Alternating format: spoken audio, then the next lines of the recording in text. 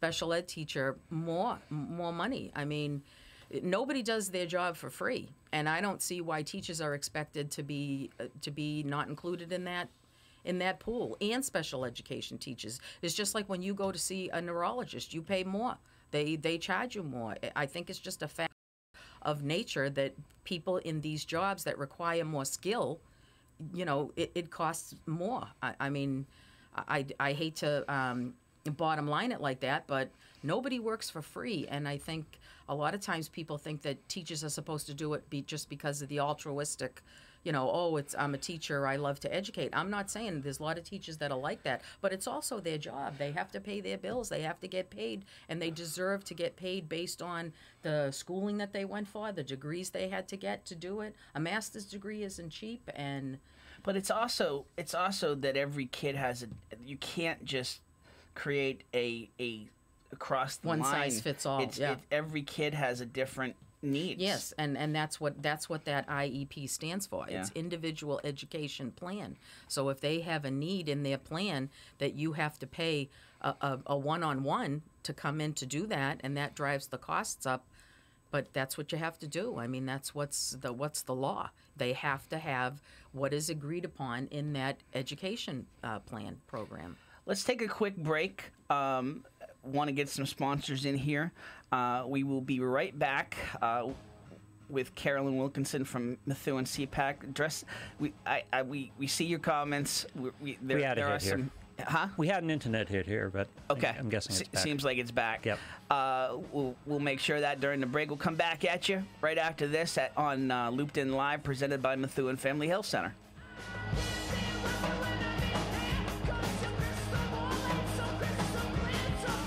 All right, a big shout out to the folks over at AFC Urgent Care. They've been big supporters of us since the beginning as the title sponsor of Ranger Nation Radio, and we are big fans of theirs. AFC Urgent Care, the right care right now. You'll never need an appointment. Got that persistent cough and cold, that cut that needs a few stitches, or need a sports physical and don't want to wait weeks to get into your primary doctor? AFC's streamlined approach helps you be seen quickly and feel better fast. In Methuen, in the Merrimack Street Medical Professionals Building, 380R Merrimack Street. In North Andover as well, in the Burton Grill Plaza. 8 to 8 Monday to Friday, 8 to 5 Saturday and Sunday. Go to afcurgentcare.com for more details.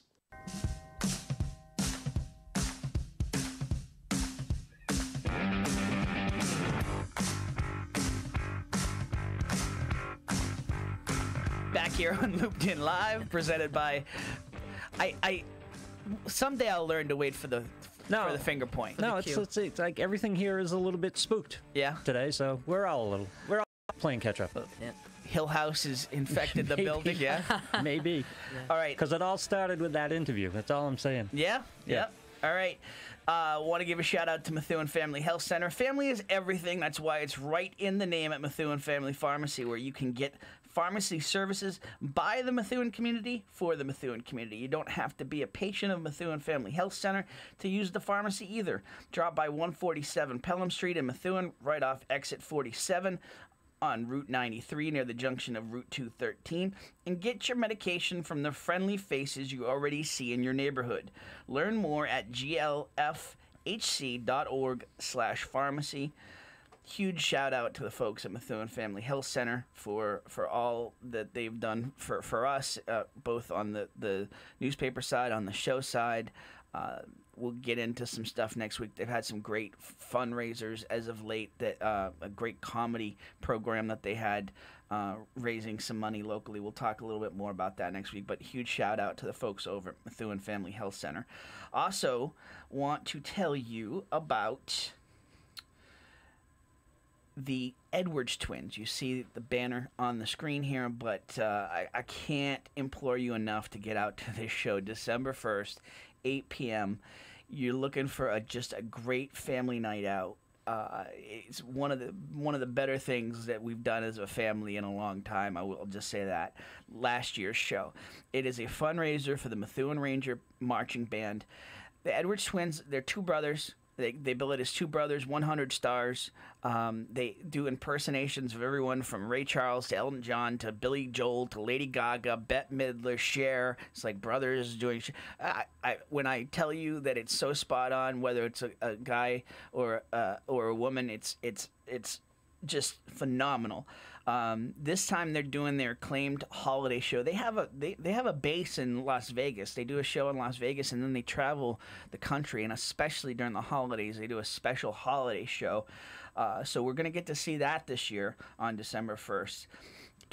I can't implore you enough. It's a great fundraiser. It's a great cause for the band, but it'll be a great night out. I cannot. I don't put a whole lot of guarantees on things in life, but just based off of last year, it's something you definitely want to be a part of. Tickets are $40 and $50 a piece, and can be purchased through the Fine Arts Department by calling 978-722-6040, extension 2610, or going online to www.theedwardstwins.com. All right. Back here on Looped In Live with Carolyn Wilkinson from the Methuen SEPAC, the Special Education Parent Advisory Council. So before the break, we were just talking about how things get funded and why there's more. I didn't mean to cut you off. Was there anything more you wanted to say there? Nope, not at all. Nope. All right. So you've got a fundraiser coming up on November 24th. It's Yes, your we do. 7th annual holiday craft fair. Yep. It's at the Nevins Library Great Hall Yes. from 10 a.m. to 3 p.m. Yep. Tell us a little bit about the history of the craft fair and Well, I love the library because for me, with my son, who is a twin, with my typical daughter, when they went to preschool, it was half day. So the question became, what do I do with them for the rest of the day? When I picked them up at 11:15, and they were not ready to just go home and sack out, do homework, and go to bed. I mean, there's still a lot of the day left. So I went to the library, and I went down to the children's department, and they have a little play area. And the two of them could sit and relax and de-stress from preschool and sit and play and, try to meet with I was trying to introduce my son and my daughter to other kids that age because they're 3. They Sure. have to start when they're 3. And then my daughter started the next fall when she was 4 as the peer. So I got to know Miss Kathy, the librarian for the children's department, the head of the children's department, and one of her, a librarian named Miss Amy. Lauren and I, the former president, we were down there trying to see what... Amy's amazing. Right, yes, Yeah. trying to see what we could do and whatnot. And all of a sudden she said, you could have a craft fair here and then pair it with raising funds. And then Miss Kathy got on board and she said, yes, and I could do a holiday story and craft, taking into consideration sensory issues of, participants. So because it had that library connection, they offered the Great Hall to us, and we gave it a shot. And now this is our 7th year, and the vendors come. We collect a table fee from the vendors of $35. They get to keep all the profit from their sales, and we just collect that $35 table fee, and that's it. They sell their. We also do a 50-50 raffle just to make it fun. We do have a bake table that we only charge $1, for things, and basically those funds go to helping us pay for the Lowell Spinners and helping us publish our flyers and paying speakers. I mean, we do get a discount from the MassPAC. We belong to an organization of all CPACs called MassPAC, and they do provide us with one free seminar workshop from the the Federation for Children with Special Needs. Every community has to do a basic rights workshop. So we do that, and then we get a discount, but we still have to pay. Sure. And that's why we paid speakers to come. We paid a life coach one time to come and talk about ADHD, how to live with ADHD. And so this is what the money goes to. It's also a great way to support the small businesses because it's Small Business Saturday. So we like to do that. We have some professional companies come, like Avon and Mary Kay and Tastefully Simple, but we also have local crafters, Mon Petit Fleur, Crafty Christie, Judy's Gems. These are all local crafters, our friends, our neighbors. Mrs. Potts Creations. Mrs. Potts Creations, right? We have about 25 crafters coming this year, because the hall can only hold so much. But it's just a nice event. It's also a great way for the Methuen High School students to get their community service hours. We've got some.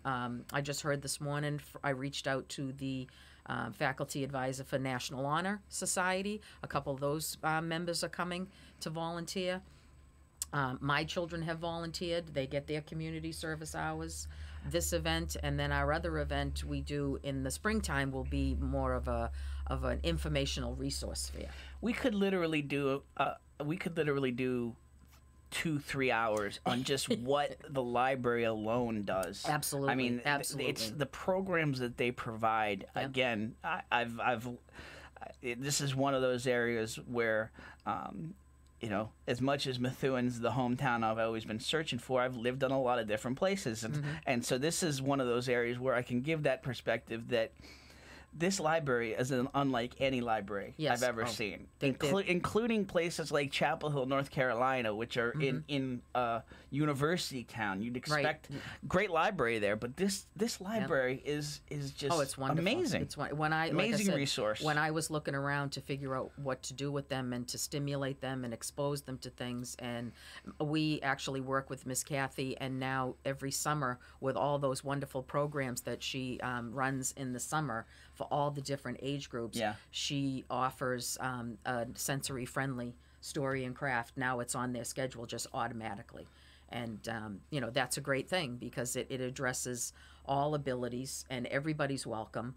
And they've made it their own. They worked with us for the first couple of years, but now it's on their schedule all the time, and it's great. I noticed Adventures in Handom on here. This is the boy who wrote the book? Yes, this is Lauren Miller's son. Yes. Wrote the book. Yes. And he goes around and does public speaking and works with other children, and they're going to have a table. So impressive. They're going to have a table, and he's currently working on a second book to keep it going. Yep. And it's really great. So we're so glad that they could come, and it's a nice, like you're saying, it's a nice family day to get your holiday shopping off to a good start, to help support a great cause and to help support the small businesses around the area.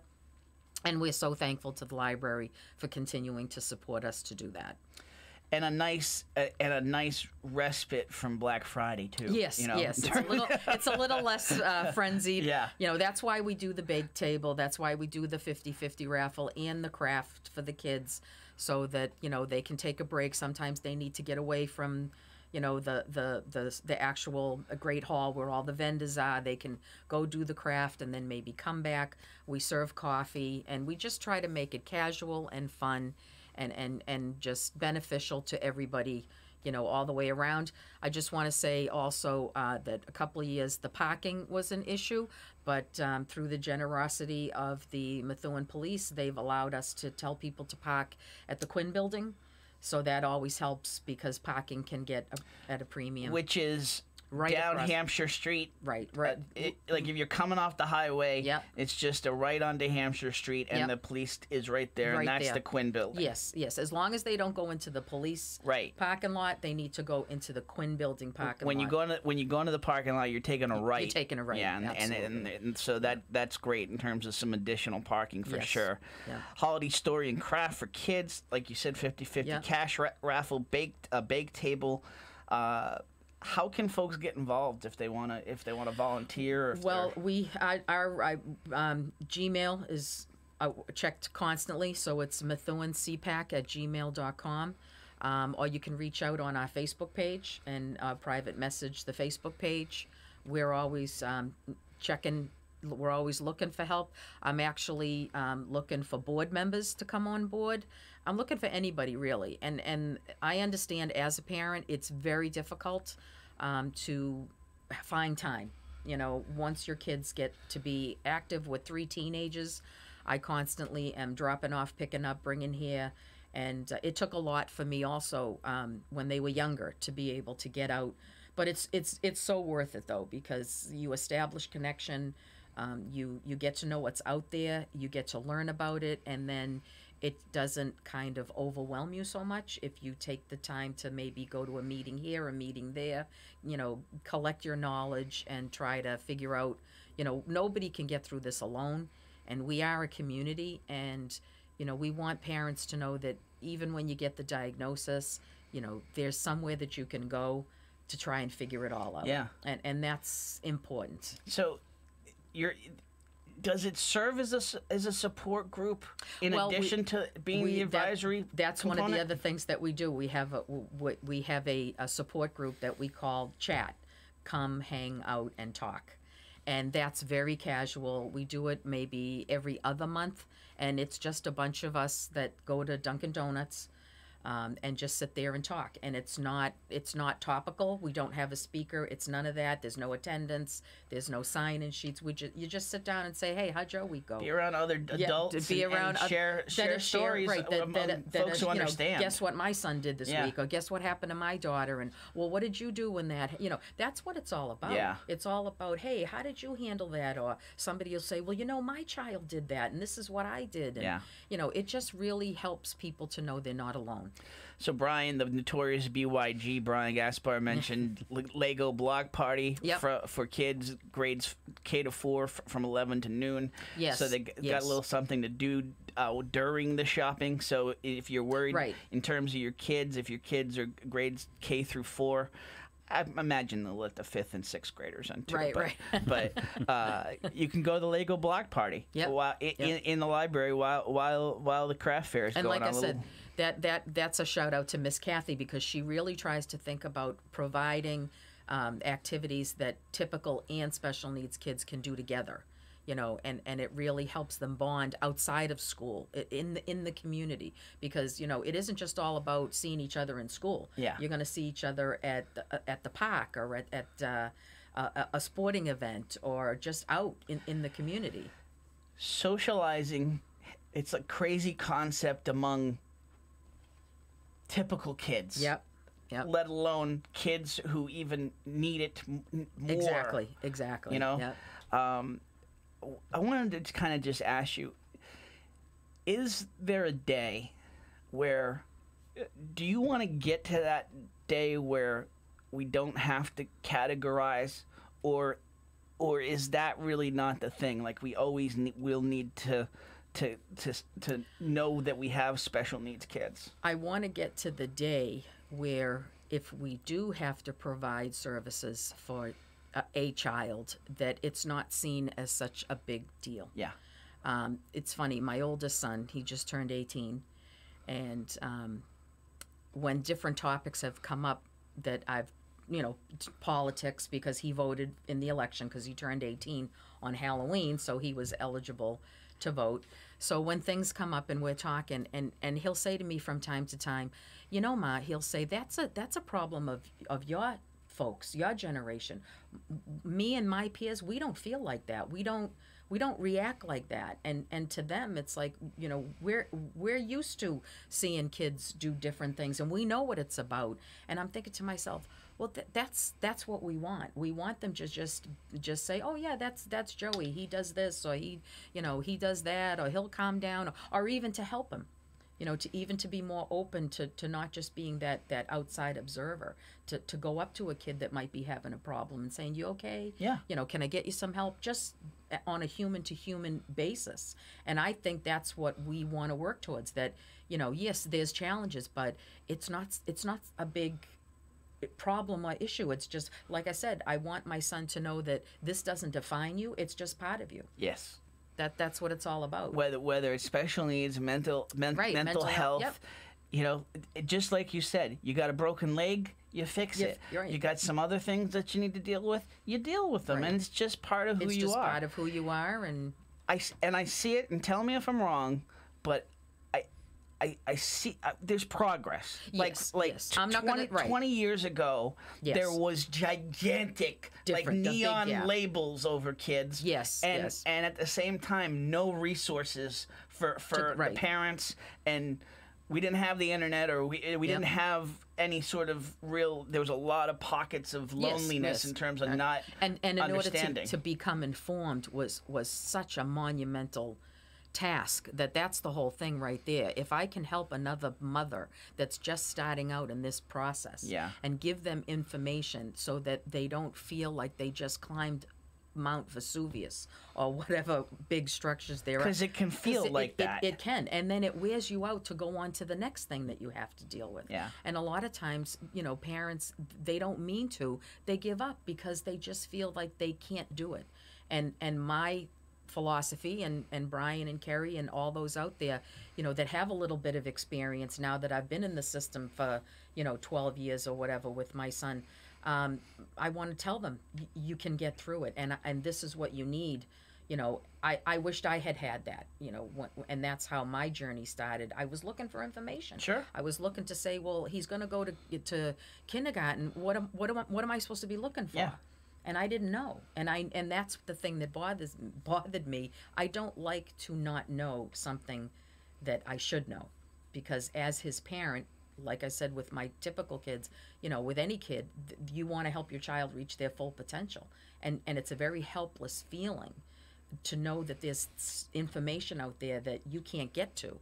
And that's part of our job, is to try and do that, so that it's like, oh, he needs that. Okay, this is what you do, and it's not such a big deal anymore. We're at a point now where there was a very low ceiling before. There was a low thought on terms of potential when a kid got labeled special needs. Yes. And now yes. I feel like that ceiling is almost getting blown off. Well, we're getting there. I always talk about when I was in high school. And we were just talking about, it's my 40th. Oh, dear. Yeah. I know. High school reunion is going to be that day as well.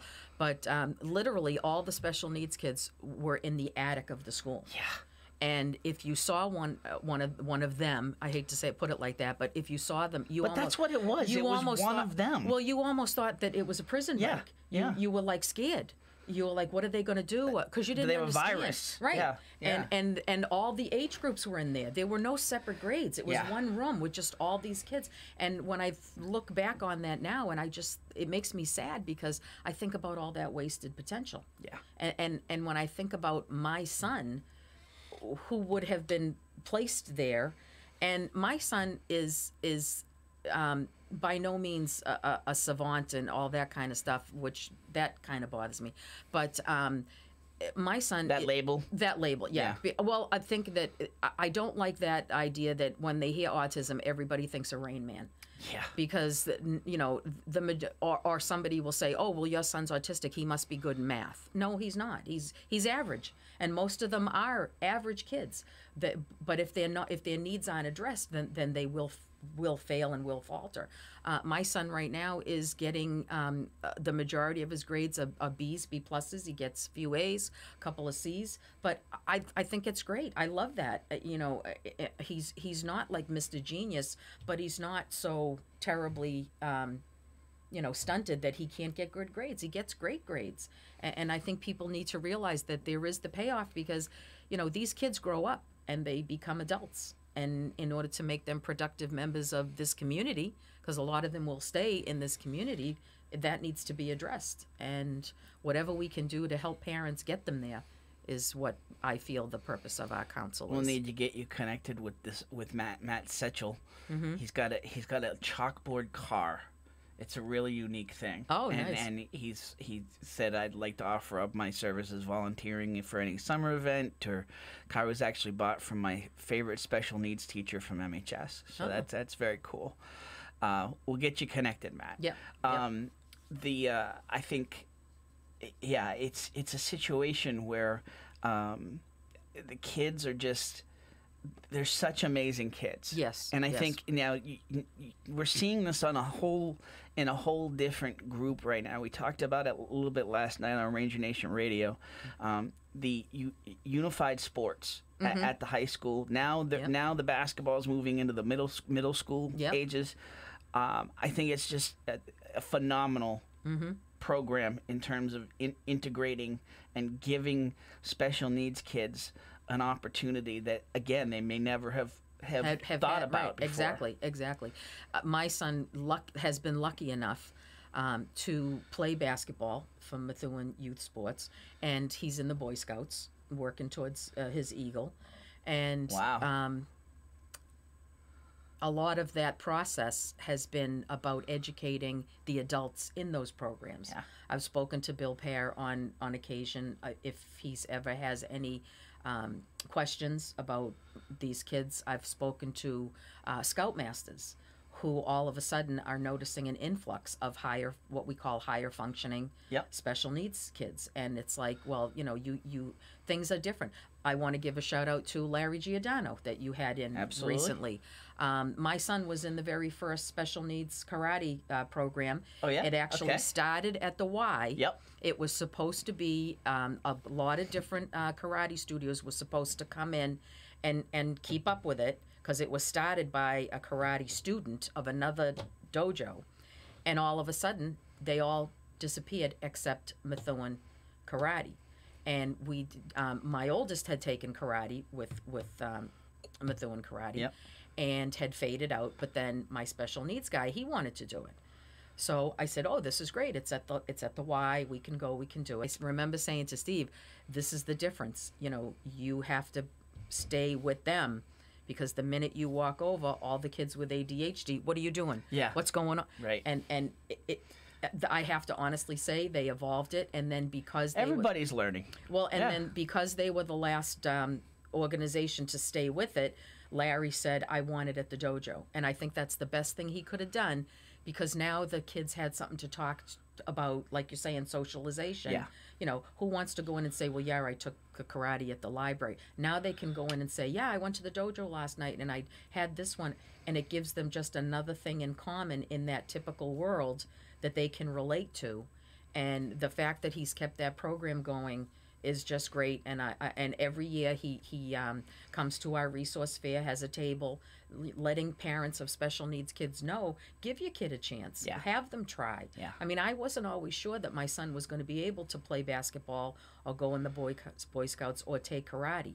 But I gave him the chance, and he could do it. Some things he could do, and some things he couldn't do.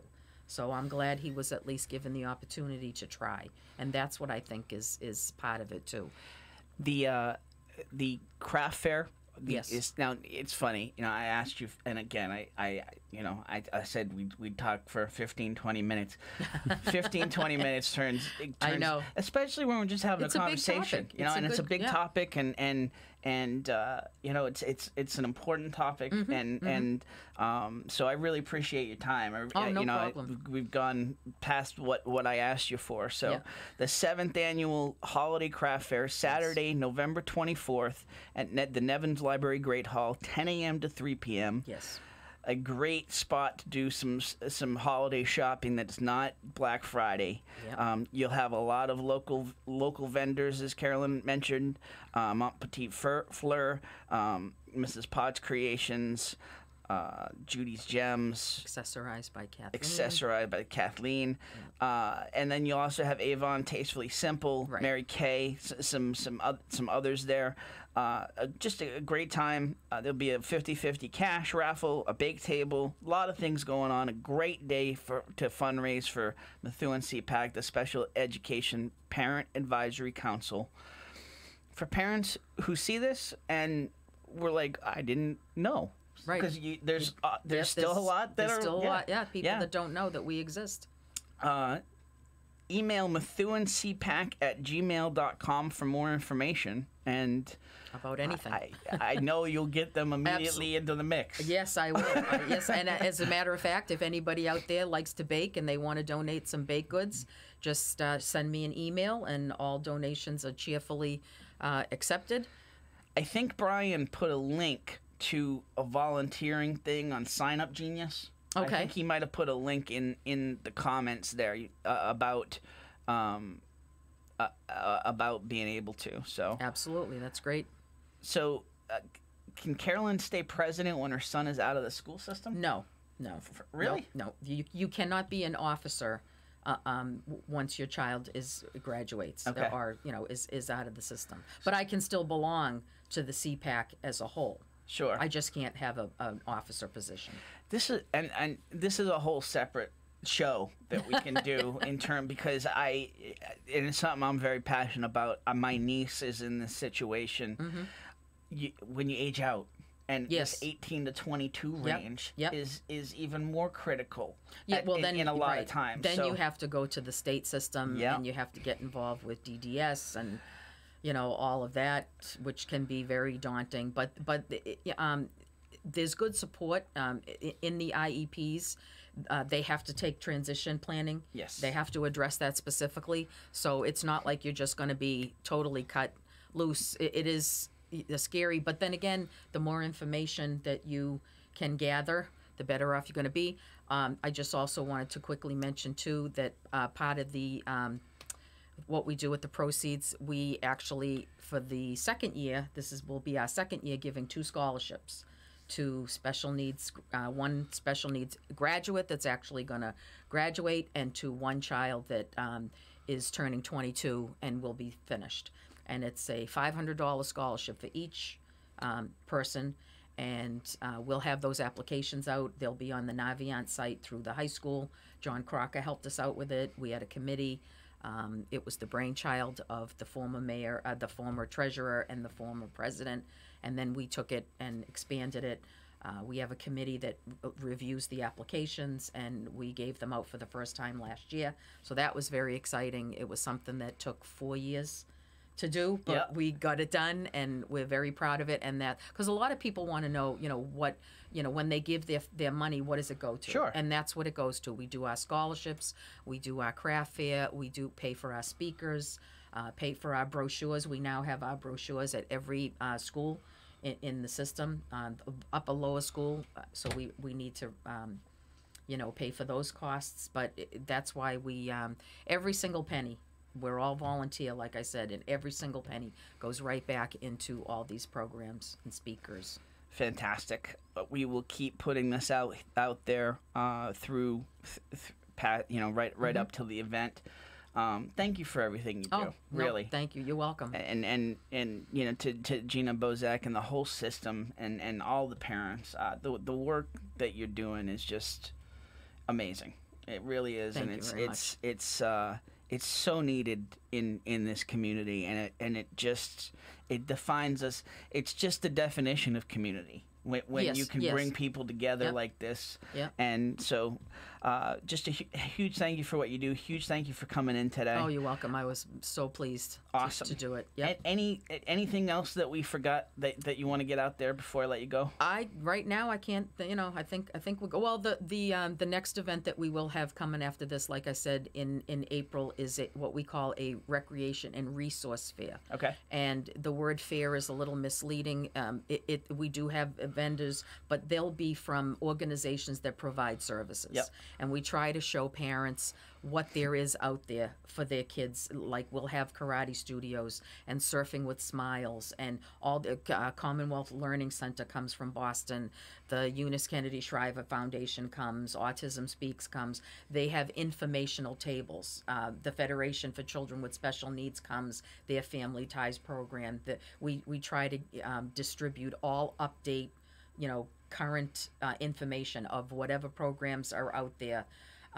Opportunity Works, there was the Asperger's Works, all these programs that are out there that can lead to making the experience for the person, for the individual and the family better. And that's in April. That's in April. So That's at the CGS. We'll bring Yep. you back in. And Okay, We'll cool. talk about Yep. that then. Yep, but craft fair right now. Awesome.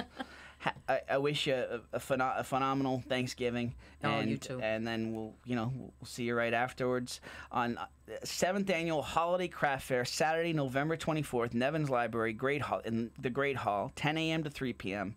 Great crafts shopping event for your holiday shopping. You get a little bit of something for everyone there.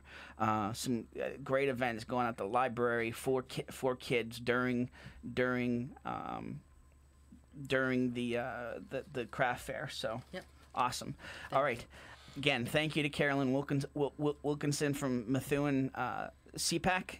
We will take a quick break, pivot into a couple other topics before we get out of here on Looped In Live, presented by Methuen Family Health Center. Tuning in on you.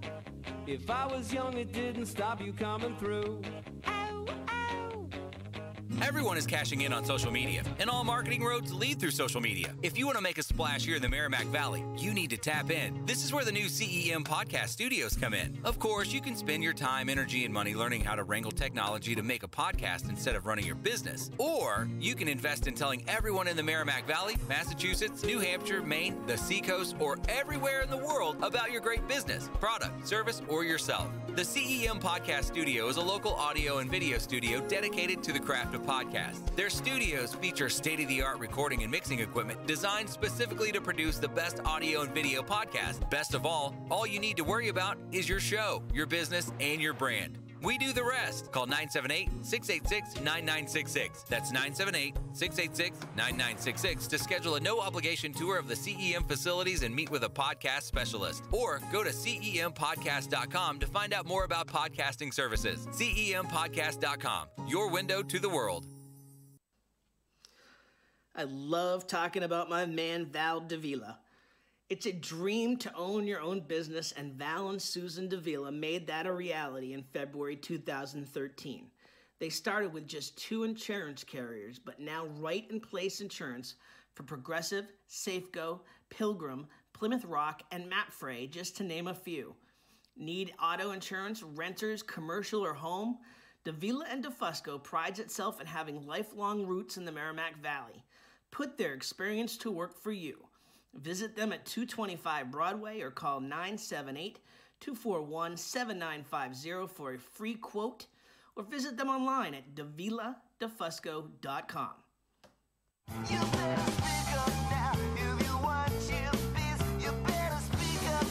Back here on Looped In Live, presented by Methuen Family Health Center. Huge thank you to Carolyn Wilkinson. That was great, you know, and I think it's what I like. So I've done traditional radio before, and you get pegged into these 15 minute segments, break 15 break. I think that's the beauty of what we're able to do on Facebook and Periscope and YouTube.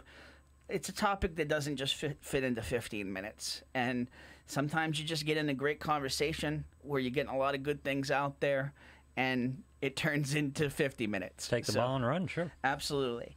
All right, so again, huge thank you to everything Methuen And by the way, CPAC that's does. a huge compliment from me, because I don't think anyone's worth more than 15 minutes. Right? Generally speaking. Yeah. But sometimes it is, and sometimes you keep going. Absolutely.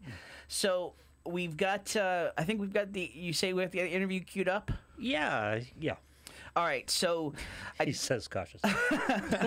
we're gonna play the audio, and I'll post the video after the show as well. But we was very honored to be able to do an interview with Linda Flanagan Favaza. She is the aunt of the creator of The Haunting of Hill House, Mike Flanagan. He has local roots. Methuen plays a big role in the show in terms of location and where a lot of the action in the show takes place. A fictional presentation of Methuen, of course, but still, there's a connection there. And there's a very strong local connection to the show, and it comes through Linda and this part of the family, the Flanagan connection here in the Merrimack Valley. So let's give it a shot. Let's get to it. Here's the interview with Linda Favaza.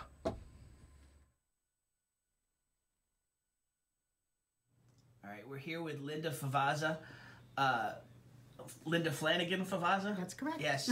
So you've heard us talk a lot about The Haunting of Hill House and the Methuen connections. Well, there's a much deeper Methuen connection. Linda, you want to explain the much deeper connection here? Well, Mike is my nephew, my brother Tim's son, and my sister Janine also lives here in Methuen with her family, Jamie, Crane, and the kids, Amanda and John, and my 3 kids are close by too. So the Methuen connection is family, basically. Did you have advance word from Mike and Mike is your nephew? Yes, he's my brother Tim's oldest son. So did you have advance word from him that he was going to have a Methuen connection in here? Well, we spoke a few weeks ago, before the whole series came out, and he said, Aunt Linda, there is a Methuen connection. And I said, please don't tell me anything because I don't want to know. I didn't want to ruin anything. He said, oh, you'll get it. It's a real Methuen connection. It's very clear. So that was it. I didn't want him to say much more. But he said, you'll get it. Explain his New England roots. Mike was born in Beverly, and he was in Salem, Mass. For a while. His family lived there for, I'm not sure, till he was probably in elementary school. Then they moved to Maryland, Bowie, Maryland. My brother Tim's in the Coast Guard, so he moved around a little bit. What's that? Moved around a little bit. Yeah. Oh, yeah. So that's where the kids grew up, in Bowie, Maryland. Now, how long have you been in Methuen? My husband and I moved here 42 years ago. From? Gloucester. From Gloucester, Mm-hmm. Okay. Yeah. And what is it like for you to see this, the way that this has turned out, the way...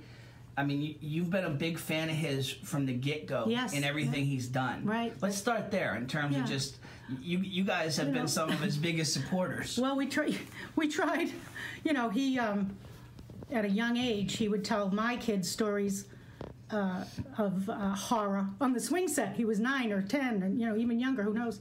And they still remember that. And I think he was in college when we were doing little fundraisers for T-shirts and things to sell whatever small film he was doing at the time. I probably shouldn't say small, short. Sure. I'm sure it was wonderful. And then as he moved along, every movie that he made was better than the last one, and we were always there and watching. We went to the Loop for his, I think it was... Oculus, and we told everybody there that it was our nephew and cousin. And I think my daughter, when she went with her friends, the theater actually stood up and clapped for her as they said, by the way, Mike Flanagan, that name up there, he's family. So, and I guess the audience loved it so much that they stood up and clapped. So we've always been there for Mike, and we always will be. And every step of the way, he just gets better and better. I mean, and if he can get any better, I don't know at this point. This is a tough one. This is a tough. Yeah, this is going to be a tough one to top. The best. I mean, even before we knew the Methuen connection, I mean, this show is it's so much more than horror. Right. There's the characters, mm-hmm. the story development, all of the little Easter eggs and the casting. I mean, it's the cinematography. The minute that this dropped on Netflix, it was like must viewing. Yeah. Like our family immediately was. You know how you start with. Do you watch much on Netflix? No, not really. Yeah. So this whole binge thing, you start with one episode and then it quickly turns into you're up till 3 a.m. Yeah. I think we only watched 2 at a time. Yeah. Maybe 3 one day. But we did finish, and it was amazing. The ending was just amazing. And we don't want to give too much of it away. No, I won't say anything. It's tough. This is tough, too, because it's like there's so much. But it was, it was, I know, I shouldn't say much more. Unpredictable. Almost calming. I mean, it was just crazy, this ending. Yes. It was almost like the finale of Fireworks, if you will, like just being bombarded with all kinds of different ideas and visions and things, and it was just... calming, I think, is a great word. It was calming, which is an odd word to use very odd. With The Haunting of Hill House. Yeah. But there was some. There was resolution beyond your wildest dreams, I think. You don't usually get that sort of... But like you said, we can't say too much. Yeah, you don't want to give too much of it away, but... what we can say is that you're gonna end up watching this 2 or 3 times. Absolutely. I will begin again this afternoon with my sister Janine and walk her through each episode. and you mentioned the short films. even those short films, when he was making the shorter films to kind of get his name out there, Right. people don't understand the amount of work that even goes into those short films to get the funding, to get all of the Takes money. Everything takes money, and And it was still good. it was great. And his movie that got a lot of attention ahead of this that was on Netflix, Hush. Hush, yes. Yeah. Now that's where he met his wife. I believe it was Yeah, on that Kate movie. Siegel. Yeah, and she's an amazing actress, to say the least. Yeah. And she did a phenomenal job here too. I mean, but that movie Hush, you could feel her, Yeah. her fear, and that was really good. The love thing that about this, and I think honestly, I think what probably has attracted some of the kingpins of horror in terms of being fans of Mike is that this is psychological. It's not just the gore horror. No. There's an intelligence to what he does. It's an intelligence. Yeah. Horror. Yeah. Yeah. There's a know? creep factor, Yeah. but it's just There's enough of the boo stuff. yeah. But like you said, it is deep and it's emotional and it's it's every family. Every family has can reach out and see some part of them in this series. Yeah. It touches pretty much all of society's. You're talking about divorce. You're talking about infertility. You're talking about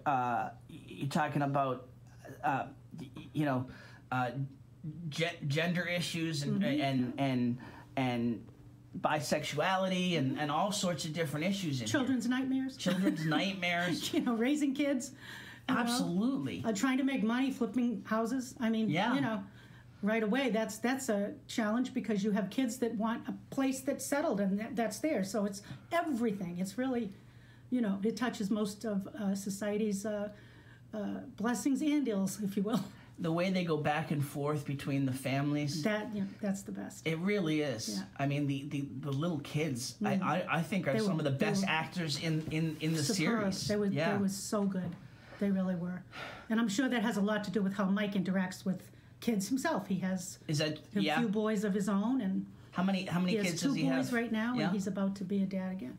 So he has a 7-year-old and I think a 2-year-old, and wow. so he's a dad too. So I'm sure he was gentle, but wanted everything out of them that he could get, And I think that is just the ultimate trick to directing is getting not just the children. Yeah.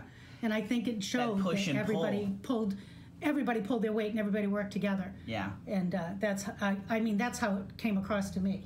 We didn't even talk about this ahead of in our pre-interview. There is a one, I think it's episode 6 where it's just one long shot. Right, which a lot of kind of movie makers are talking about how they pulled off this like one long shot, and it's so there's so many that was intricacies to this, in terms of the plotting, in terms of the characters. How proud are you? Well, I don't know if we have time for that. We are all very, very proud of Michael, and. As my son said, his vision and his gift is just extraordinary, and we're proud of the person he is, first of all, and the man he's become. And every time he comes out with a new project, we are even more proud. By the way, we've got Hill House on the TV yes, we do. in the Favazza house. Round 2 for me today. Right? Round 2. How did you stop from? I guess that's probably one of my questions. I couldn't stop. How did you stop yourself? There's a good. The answer is because we always watched on Sunday so we could be together, and no offense, Mike, but we watched it around the Pats games. Nice. So otherwise we'd still be sitting there with cobwebs growing on us. Yeah. But that's why. Yeah. That's how it was. It was around the Pats game, and it was always a Sunday. Could you see this in him growing up and as a young kid? Well, they lived in Maryland, so, we didn't get together that often, but as he became, you know, out of college and that, of course we just knew that he would go places. And then when he met, you know, then he started to work for Stephen King, and I thought, well, that's the foot in the door. Yeah. Although it was probably way before that. Michael knows his history better than I do. But we're all very proud that Stephen King took a shining to him. Oh, yeah. Get it? I get it. Yeah, Dr. Sleep. And he did, I think, you know. Oh, yeah. You know, I mean, think Stephen King knows, you know, the New England kid and the, yes. you know, he sees himself probably. Absolutely. You know, the young writer, director, and the way screenwriter. that he kind of scraped together the early stuff, and I'm sure he could, you know, he could relate to that, and boy, what a gem he found. Absolutely. So, you know, Stephen King's very critical. He is very discerning in terms of who he gets involved with. So to see him tweet out, well, he is Stephen King. You know. Yeah, he is the master, exactly. Right. To see him tweet out the praise for the series. Every time I read one of those, I thought, oh my gosh, Mike, this is the best. You know? Is it kind of like pinch me? It's like, a little surreal for your brother really and for your family. I'm sure his parents are just, you know, and of course Jamie's a little actor himself, and he. You know, he's in a lot of the movies, and he scared me in this one, I'll say. Now, what role does he play in this? He plays an Undertaker. He plays the Undertaker. They don't look alike, Mike and James. The Undertaker at the Methuen funeral home. Right, that's right. Yep. So, I won't be going to any for a long time, hopefully. Right. But he did a good job. He reminds me of a young Anthony Perkins when he acts. The one thing that didn't happen, now Mike doesn't fashion himself as an actor. I don't think he does. I really haven't asked him that. I don't think so at all. Yeah, I think he just likes the other side of the camera, you know. We got to get a cameo of him. You know, Stephen King will do that every once in a while. Right. Put himself in there as a cameo. That, you know, who knows? Yeah. That could be next. Pretty good looking kids. I mean, why not? Not the camera will like them. Yeah, right. Did you see a little bit in terms of your family, just in terms of the dynamics of the Cranes? Well, I think any big family with numerous siblings, 4, 5, 6, 7 siblings, all have that family dynamic going on. You know, everybody has their role. You don't really think of it, but everybody has the role, and everybody plays their role. And I think that, you know, most families, as I said earlier, can relate to that. Yeah. You know, where they all grow up in the same house with the same walls, everybody grows up and becomes someone completely different. Yeah. And that's all part of, you know, human nature, I suppose. So this is a spot for him. Oculus, Gerald's Game, Hush. It's all of those films have gotten him a reputation in the horror community. Right. And a good one. A well-deserved one. Absolutely. This is almost a mainstream crossover for him. This is like. Tell us a little bit. Yeah, I mean, this is huge. Like in terms of the reception for this series and the platform that he has with this and the just the worldwide recognition. I mean, the spike in searches on Google. I talked to Google a couple days ago. The spike in searches for Methuen has gone through the roof. Isn't that funny? In terms of this show. Yeah. Tell us just in what you know of your family and you know of Mike, folks will worry that this sort of like celebrity will change him.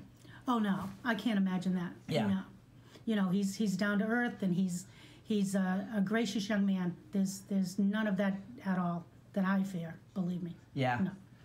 It's just not in his genes. Yeah. Not in his genes. He's a good Irishman. He's a good storyteller, and I think he'll just continue on and do bigger and better things, if that's possible, after this. And you were saying just as a little kid, he was a storyteller. Well, that's when my children, Noelle, his cousin Noelle, and Ryan especially, Danielle. I don't know if she was around as much, but they say that he would scare them and tell them, you know, just in and of itself, who Stephen King would trust with this project. It's the sequel or the next chapter to The Shining. Yeah. And it's called Dr. Sleep, and Mike's directing the movie adaptation. Right. I mean, just to see that. I don't know much about that one, Yeah. but I'm looking forward to that. Yeah. Absolutely. I think he's doing it now. I think he's filming it now. Do you want to see a second season of this show? I do. Yeah. Some sort of version of it would be fabulous. I loved it. I would love to see that. I don't know what's in the works, but Outside of your pride for him, what's your favorite part of the show? Of the series? Yeah. Well, I love being scared. So all those scenes that you pop off the couch, and that's not easy for me these days. But I just love how it all came together. That was my biggest, proudest moment. I just loved that part of it. And like we said earlier, we can't talk about it. I love to be scared as well. And my 15-year-old loves horror in general, and again loves the intelligent horror. But I felt like I wanted my entire family to watch this because the family dynamics. There's a creep factor, and there's just a lot of very interesting storytelling, and the house itself, the way they filmed it, is very interesting. Oh, absolutely. But like we said earlier, there's so much more to this that I think if people just kind of you mentioned some of your friends. Same thing with mine. When I talk to friends or I post it online just about how much I love this. I don't like to be scared. There's so much more to this. I think that's probably the biggest thing we want to get out there, right? That's what people need to know, that it isn't a gory or any of that crazy, I call them cheap movies with the blood and all that baloney and knives and stuff. It's just suspenseful and spooky and delightful all at the same time, but layers and layers of humanity. Yeah. And I think that that's what makes that movie, and I hope that people who are a little squeamish about horror movies just dip in and see. Watch a few episodes. Get into the 3rd, 4th episode and decide. And that's what I'm gearing my sister Janine to do. Aunt Janine's coming today to watch it. We will spread the word for sure. Absolutely. Linda, really appreciate your time. Appreciate your support of Mike and your family's support of Mike to bestow this on the world. Honestly, so fun, and he's just a delightful guy. Awesome. Thank you again. Thank you. That was Linda Flanagan Favaza, the aunt of the Haunting of Hill House creator Mike Flanagan, who has the local connection. Was in Beverly. He lived in Salem for a little bit, and has a bunch of relatives in the Merrimack Valley. A lot kind of centered around Methuen. So pretty cool. The end of that interview is kind of interesting because my daughter and I had almost that exact same conversation, because she came to me without knowing anything. She's just talking to me about it. She goes, "Have you seen the show? It's great." And I said, no, horror's not my thing. And she's like, "Well, it's creepy, but there's a lot of stuff going on." So I'm that person that you guys were talking about where, not generally my thing. And honestly, Lou, it's not generally my thing. I'm really not. Yeah. If I like all genres of films, just like I like all genres of music, but if I had to label my favorites, horror would probably be my least favorite. Yeah. And so there's just so much more to the show. It's the writing, the relationships, the depth of the characters, the way that the story's told, the cinematography to me. There's just that's what makes it work. Yeah. My kids sucked me into Walking Dead back in the day, and this is way too gory for me, but I watched it and I enjoyed it to a point, and as I described it, it's like spicy food. There's spicy and there's stupid spicy. Yes. And there's violence and there's stupid violence, and there's horror and there's stupid horror. Yes. And she mentioned it too in the interview that, you can cheapen it out with blood and, cheap tricks, but if it's good, if there's a storyline, you can put up with it. And I tried to explain that to my dad about Walking Dead too. You mentioned that, and he just, there's some people who aren't going to go there on premise alone. Yeah. Walking Dead is so much more. And it was. And then we all left at the same time. Yeah. It was the episode when Glenn got killed. Yep. Yeah. Yep. And it's like we kind of looked at each other. It's all right. We're done. We're out. Really? Yeah, because again, for me anyway, And I think they expressed the same thing. That was the point where it turned from, spicy to stupid spicy. My family is a huge fan, and so we've stayed with it. Yeah. But I jumped out. I almost jumped out on the Glenn Abraham episode, but I really jumped out just in the depths of the probably maybe 8 episodes later. It was so depressing to watch. Yeah. It was like the depths of what these people are, and my wife, my son kept trying to tell me, well, that's the story. You gotta live it. You gotta go through it. I'm like, come back to me when they're winning.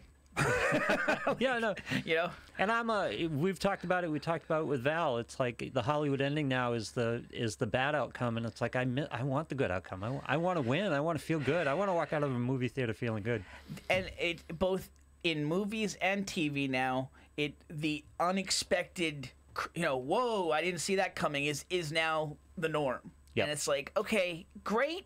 Sometimes I want to, and it. Again, not to give too much of this away with Haunting a Hill House, but they filmed 2 different endings for this. Yeah. And the purpose being they weren't sure. They didn't want anyone to know. They weren't sure. They weren't sure how they wanted to end it in terms of do we want to go where everything sucks, or do we want to go kind of tie it all together? Do you get to see the other ending? Huh? Do people get to see the other ending? I don't think they've put it out there yet. It would be interesting to see. So have you watched it at all? I haven't. All right. I probably will. Sarah was after me to do it, and I said, all right, you come over and watch it, and we'll watch it. There you go. Yeah. I'm probably not going to sit down and watch it by myself, but if she puts me in front of it, she sucked me into a number of things, so she's capable of doing that. And usually for the better, yeah? Yeah, usually for the better. Okay, yeah. All right, good. All right, we'll take a quick break. Again, any thoughts on Hill House? Anything you want to get out there? 978-659-0072. Going to just talk a little bit of city council stay. Rich, I bet Glenn still has a migraine. And he goes, too soon? Yo! Glenn. All right. We'll take a quick break here on Looped In Live, presented by Methuen Family Health Center. All right, a big shout out to the folks over at AFC Urgent Care. They've been big supporters of us since the beginning as the title sponsor of Ranger Nation Radio, and we are big fans of theirs. AFC Urgent Care, the right care right now. You'll never need an appointment. Got that persistent cough and cold, that cut that needs a few stitches, or need a sports physical and don't want to wait weeks to get into your primary doctor? AFC's streamlined approach helps you be seen quickly and feel better fast. In Methuen, in the Merrimack Street Medical Professionals Building, 380R Merrimack Street. In North Andover as well, in the Burton Grill Plaza. 8 to 8 Monday to Friday, 8 to 5 Saturday and Sunday. Go to afcurgentcare.com for more details.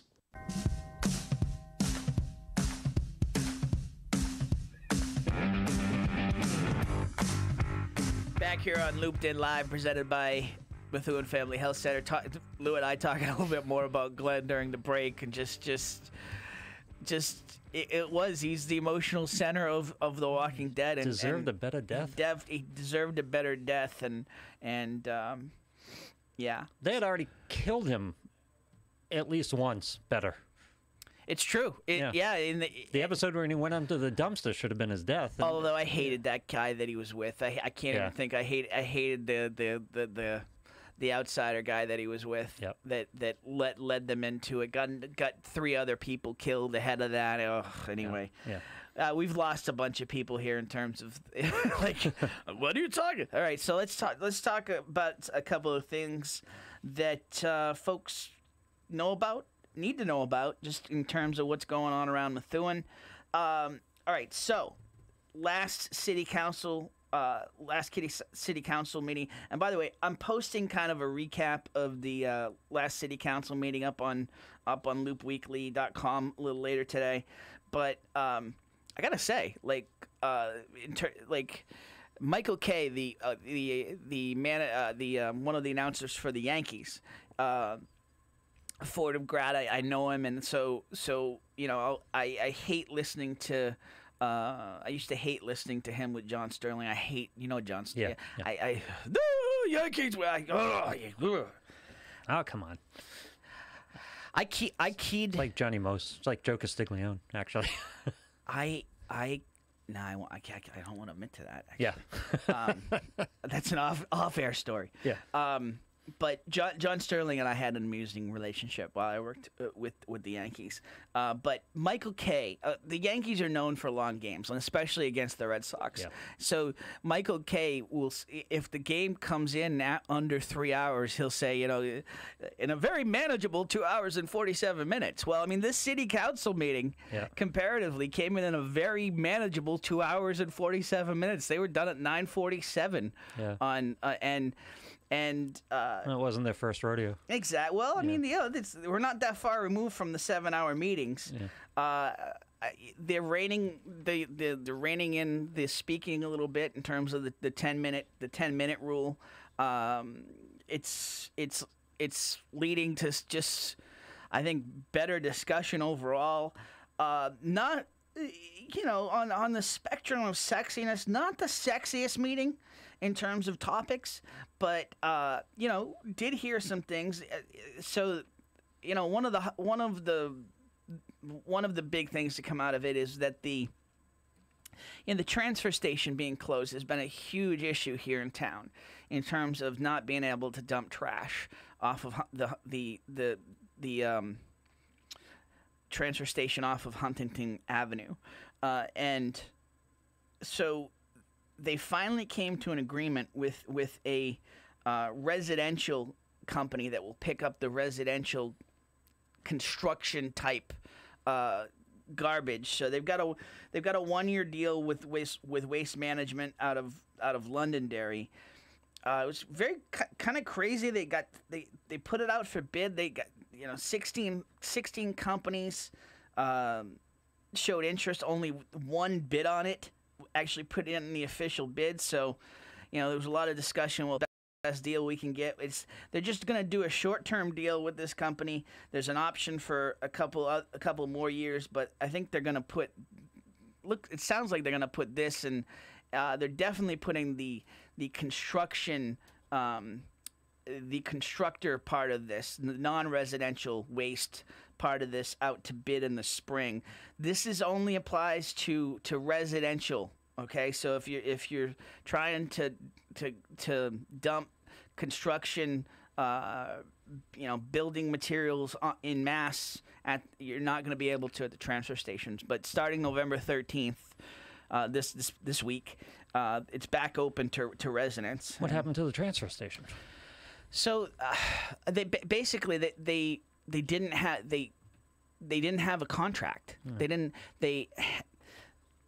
Mayor Jajuga presented the council with a contract to approve that he signed already back in June. He presented it to him in September, I believe, and I may be a little off on the timing, but it upset the council, and for good reason. If any contract above $50,000, it's supposed to go for approval from the council before it's put into action. So they voided that contract. They put it back out to bid, and in the process, in the meantime, the transfer station was closed to residents in terms of larger dumping. Well, the scouting report holds firm, doesn't it? What do you mean? Well, this is a typical mayoral. Yes. Mayoral sequence of events, isn't it? But it got done. Yeah. It got done. They got a contract done.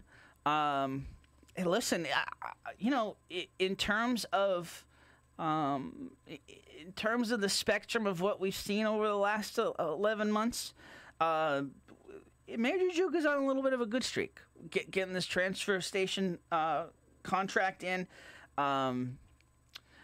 A lot of discussion in terms of should the tree lighting be moved to the loop. I put a poll, so I was shocked. I was shocked. Mm-hmm. I put a poll out there. So the mayor has moved the tree lighting to the loop. It's going to be on December 2nd, I believe. Yeah, December 2nd, 4 p.m., which I believe is a Sunday. I'll check. Yeah. So they're planting a new tree in the park. It is a Sunday. Yep. Yes. They're planting a new tree to, if you go in the main entrance of the loop, right next to the Olive Garden, in that entrance, you go up that main road to the right, where the parking lot for Marshall's and Olive Garden and is, there's a much bigger, quite honestly, a much bigger grassy berm than I thought was there, and that's where they're going to be putting the tree. So, for me, again, call in, let me know, 978-659-0072, because this certainly created a lot of comment while the poll was up. To me, this was a great move. I think that the tree that is up currently at the library is an eyesore, and the way they've decorated it the last couple of years has been an embarrassment to the city. I mean, it's the first thing, if you're coming off the highway, it is the first thing that you see. And so, and it was just awful. It was just white lights, completely disorganized. You know, a few folks have said to me, well, maybe that was just kind of the, former mayor mailing it in terms of not putting the effort into the resources on the tree lighting. Whether that's the case or not, the end result of it is it looked awful. Just looked awful. So I thought it was a great move. I still do. And I put a poll out there because at this council meeting, Mayor DeJuga said, when he first brought this up, it was there was discussion of there was some pushback from a couple of the councilors in terms of moving it, but he ultimately decided to move it. Then there was some pushback. Well, maybe you still light the other one.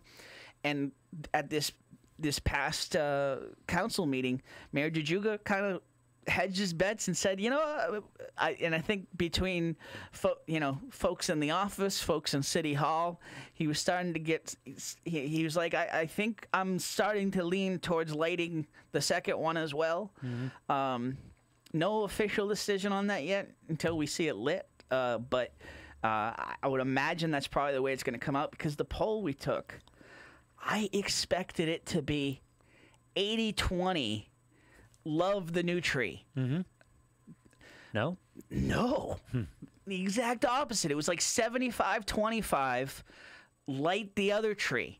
And then a lot of folks were like, a community Christmas tree should not be in a commercial setting. We don't have that area. We don't have that defined city common where we can put things like that. What's the issue? I mean, yes, it's a Christmas tree, or a holiday tree. Excuse me. I'm sorry, a holiday tree. But it definitely got a lot of people riled up. It was 75-25 the other way. It was like, and folks were talking about how this had become a tradition. No, folks, this tree had only been up for like 6 years. Okay. 6 years max. The tree at the library? The tree at the library. No, it was... Yeah. They've had it other places. They've had it down on Riverside Park. They've had it in other places throughout the city before. Some discussion, well, should it be down on Osgood, the park off Osgood Street? I mean, if anywhere, maybe there. I mean, that's a tough area to get to. That's... Folks are saying that the loop's off the beaten path in terms of seeing the tree.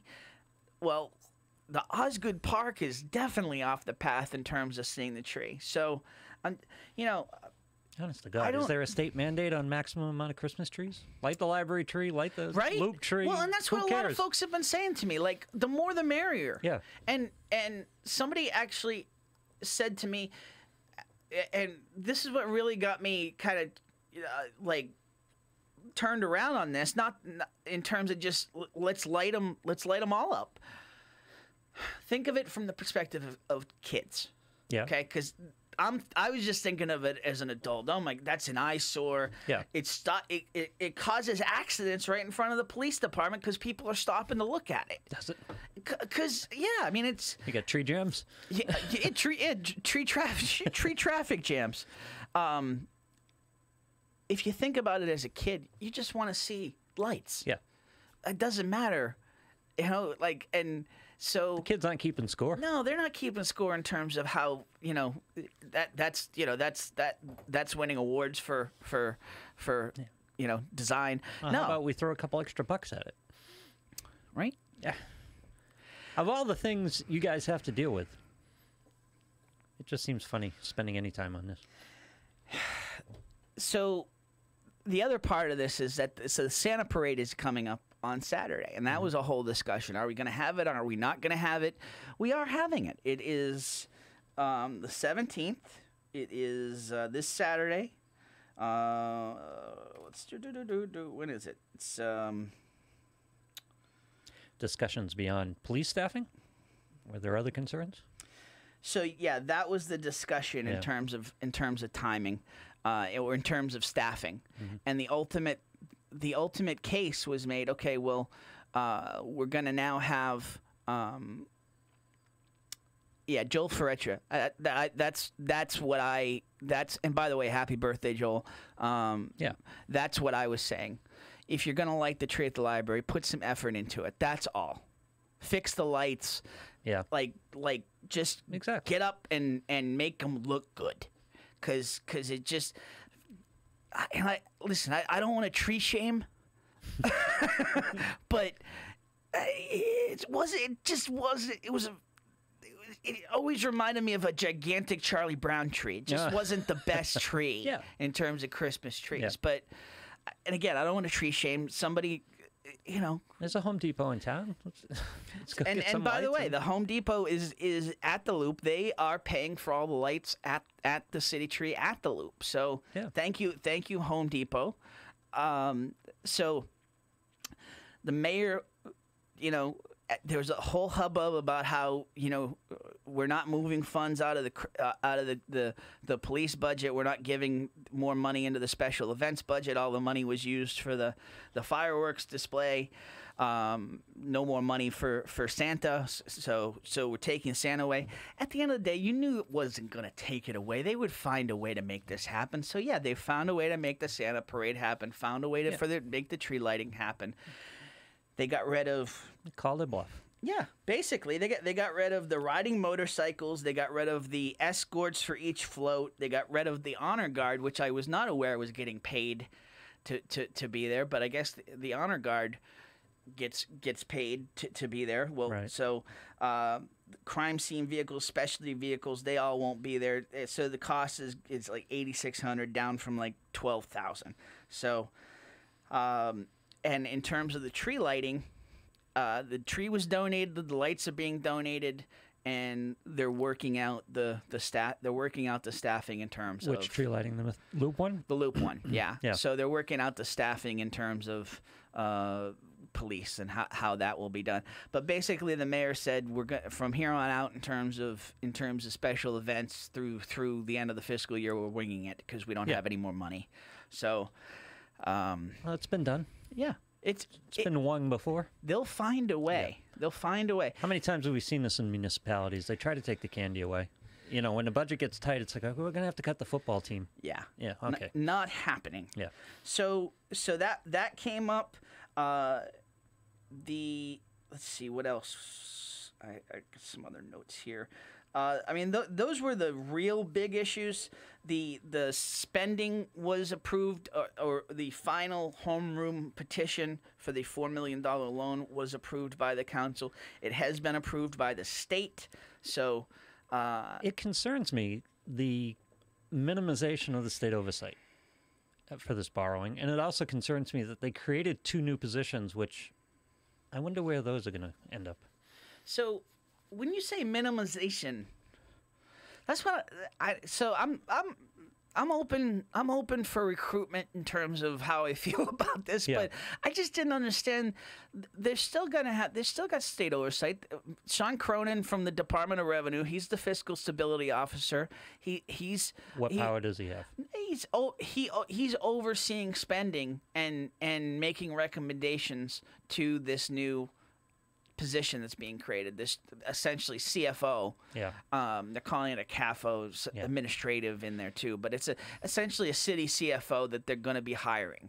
And now the screening committee, which is going to be hired by the people who created the fiscal problems, from the group of people who created the fiscal problems. Partially. Yeah. Partially. You've got.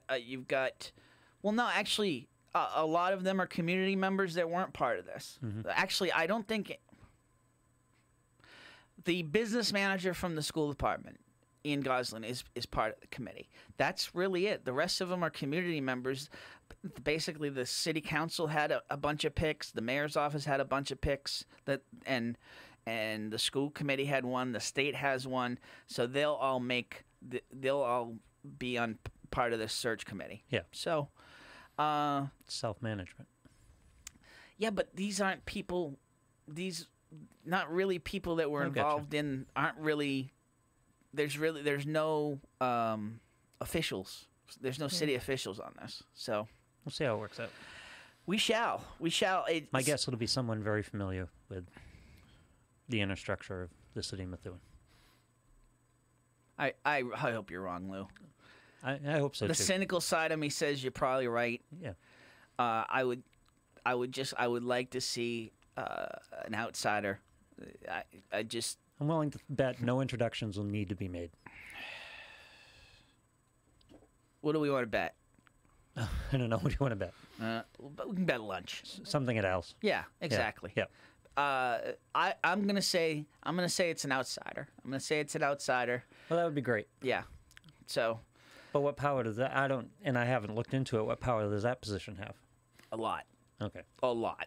Good. They're basically going to be approving every contract, overseeing every contract, a lot. Okay. So now we've got an interim auditor. That position will now probably not be called auditor. There's probably going to be called a comptroller underneath the CFO. So the CFO will be now the financial voice of the city, outside of, different from what we have now, which essentially the city auditor has been the financial voice. Right. So, in theory, it's a great thing, and and to me, I want to give it a chance to play out and see how they execute. Fair enough. Yeah. I hope you're right. I really do. I mean, I hope I'm right. Yep. I do too. Excuse me. The CFO, Rich. The CFO will work under the mayor. That's the part of it that I don't like. I don't like. As of right now, the city auditor reports to the city council. I didn't like this from the get-go, that this CAFO position will be under the mayor. To me, that just that eliminates the autonomy of the position that it was supposed to be in the first place. But again, I don't want to poo-poo it before we see it in action. Is that a budget line item, by the way? These two positions? Yes. Yes. They created. Now it's not a permanent position, per se. Like if the state comes in and feels that the auditor will stay under the council, Rich. Yeah, but the CAFO will report to the mayor. I'll be very interested in that appointment. It is. It's a big spot. It's a beginning of the next chapter in terms of the city and how we start to get ourselves right from this. And and that's the other part of this is politically it was overstated in terms of the crisis. In theory, and I see Ryan. Councilman Hamilton is in the mix here in terms of the comments. I know he disagrees with this statement I'm about to make, but in theory, I don't even think they needed to borrow money. Like they're not. They've got some additional tax revenues coming in that have already come in that were more than expected. They've got this $1.8 million that they're saying they're not going to put back into the police budget. Which, listen, I know the folks that believe in that are standing firm. So we'll see. We'll see. Yeah, we'll see. The CAFO is still gonna inherit this police situation. They are the city council is meeting with outside counsel. In terms of this situation, we'll see the advice that they get. There's a lot of different ways this could go. It seems like we're headed towards a courtroom at this point, but there's still a lot of choose your own adventure options here in terms of how this could play out. What's the level of confidence that the school department won't end up in deficit again this year? So here's the kicker, okay? You have an interim superintendent. I have to believe if you're going to want the permanent job, you're going to do your damnedest to come in on budget this year. Yeah. So you're going to find a way, and it's going to be very telling. Okay, it's going to be very telling. It's going to be to all those folks that were crying conspiracy in terms of the school and them having more money and just mismanaging it, or it's gonna it's gonna be very telling in terms of seeing where we are with this school budget. There's some on the committee that have already predicted they're going to come in over budget again this year. It's going to be much more transparent ahead of time. That much I know. Because what we've been told is the deficit was outside of the control of the school department. Well, again, yeah, some of that is still going to be in play. Exactly. That IEP money and the state mandates. There's no wiggle room on that. Right. So now it's a question of, are they going to find places to trim, to come in on budget? Right. That's because that's really the solution at this point. Well, to the questions about how much should have been borrowed, that's a determination that you should have made an attempt to make in terms of whether the school department was going to run a deficit again before you determine the final amount you're going to borrow, because borrowing this year to pay off last year's deficit and then creating another deficit next year, what are you going to do with that? So you would have borrowed more? I don't know. I would have had a better handle on what my needs would have been.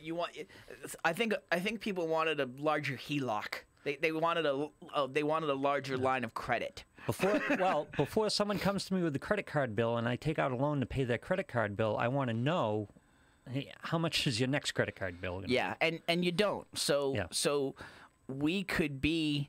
But I would have liked some assurance. Okay, so school committee vice chair Nicholas DeZoglio in the comments, and Nick, if you want to chime in on the phone, 978-659-0072. But he said we will be in the positive this year. He has put it out there. Good. The Joe Namath guarantee. He has put it out there. We will be in the positive. There's other school committee members that disagree with that. Yeah, that they'll be. Hi. So Ryan said, Ryan Hamilton, you don't need to spend the extra money, and that's what you were saying, Lou, and that's what Ryan has been saying at council meetings, and you don't need to spend the extra money. It'd just be nice to have just in case. And I'm not necessarily borrowing more. I'm just talking about the process of borrowing money without having an understanding of what your future needs are going to be. And listen, but if they're confident that the school department's going to be in surplus, and listen, that's what Sean Cronin told them. That was Sean Cronin's advice. Was listen. You're better asking for more than because you're not getting another one. Right. That the state is not giving you another one. Yeah. So you're There's a better point to that. Yeah. So you're better asking for more now, and we just chose not to go that way. Yep. Now there is a very interesting topic. So my question would be, why not? An additional $2 million on a $4 million loan? Why not? Yeah.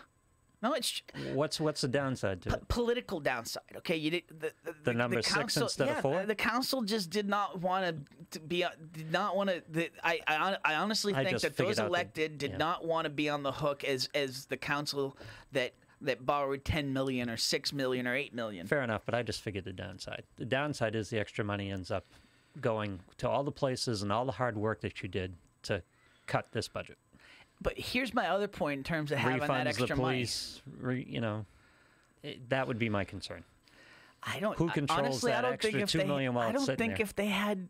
I don't think if they had 10 million, they would have refunded the police at this No, point. they wouldn't have done it in that process. But what you're worried about is you have the money in the bank. You borrowed the money, you have it there, and then the people who are controlling the money have the ability to move it where they want to. And it's like, oh, we'll fix this. I think part of it, the concern I think was political. Yep. Part of it I think is this concept of, well, if we have the money, we're going to spend it. Right. And We have to operate within our means. I mean, listen, Yeah. and Which is a valid, which I love to hear from the government. what, And if we have the money, we'll spend it. No, we need to live within our means. Yeah, what we've got. but that's what I didn't get about all this. Like, this was actually, to me, was responsible governing in terms of lower borrowing, in terms of just Yep. borrowing exactly what was needed. Right. I get the other side of the argument. I do. I agree. I get the other side that why didn't we borrow more? I totally get that, but it's like, so, I've managed $8 million budgets and jobs, $20 million budgets and jobs. Mm-hmm. I've always come in on budget, okay? In my professional life. Right. In my personal life, my wife doesn't let me carry money. Okay? her, yeah. Any money that I have in my pocket is just is funny money. It's just money that I've put aside. Right. Outside of the spousal purview. Because if I've got $40 in my pocket, historically I'm spending $40. So that's the argument here: is if they had $6 million, they're going to spend $6 million. Right. So, yeah, I agree. So, And again, it's going to probably, the extra money would undo all the work that you did to get this budget to where it is. Because it was a fight every step of the way. let's see. Yeah, and next, so Nicholas says next year's budget will be tight. We need teachers, deans. I mean, and listen, they don't. Correct me if I'm wrong here, Nick. You don't even have a teachers. You don't have a teachers union contract You don't yet. have a contract. Exactly. And we haven't heard a whole lot about that. So, I mean, that's that in and of itself is an issue. That's a big X factor. It is. It is. And Ryan says the CAFO would oversee the spending, but the CAFO is under the mayor. Which, again, structural problem. So, Dan, that is a question I still have not gotten an answer to. And Ryan, if you have any input on this, I would appreciate it, because we got $5 million in lottery revenue. It was much more than last year, but no one's given me what last year's number was. So I can't tell you. I think that instead of knowing how we spent the $5 million, the first question I want to know there in terms of this lottery revenue that came in, how much more was it? And then I want to know how we're spending it, because that was. You're talking about revenue for this budget coming up, not the previous budget. So, well, yes, but it's actually just revenue. It's basically. It comes in, they determine it during the summer. Yep. And so it comes in you can't plan on it. Right. But you have it in the back of your mind that there's going to be some money coming. Right. So if and this was more than they expected. Yeah. Okay. I'm wondering how they deal with that, because if you can't plan on it, then theoretically that would all be surplus. Yes. But they the tax revenue. I'm guessing the they tax expect revenue is X surplus. amount of basis. The tax revenue is surplus. The lottery revenue is surplus. They had a lot of savings on health insurance that were a surplus.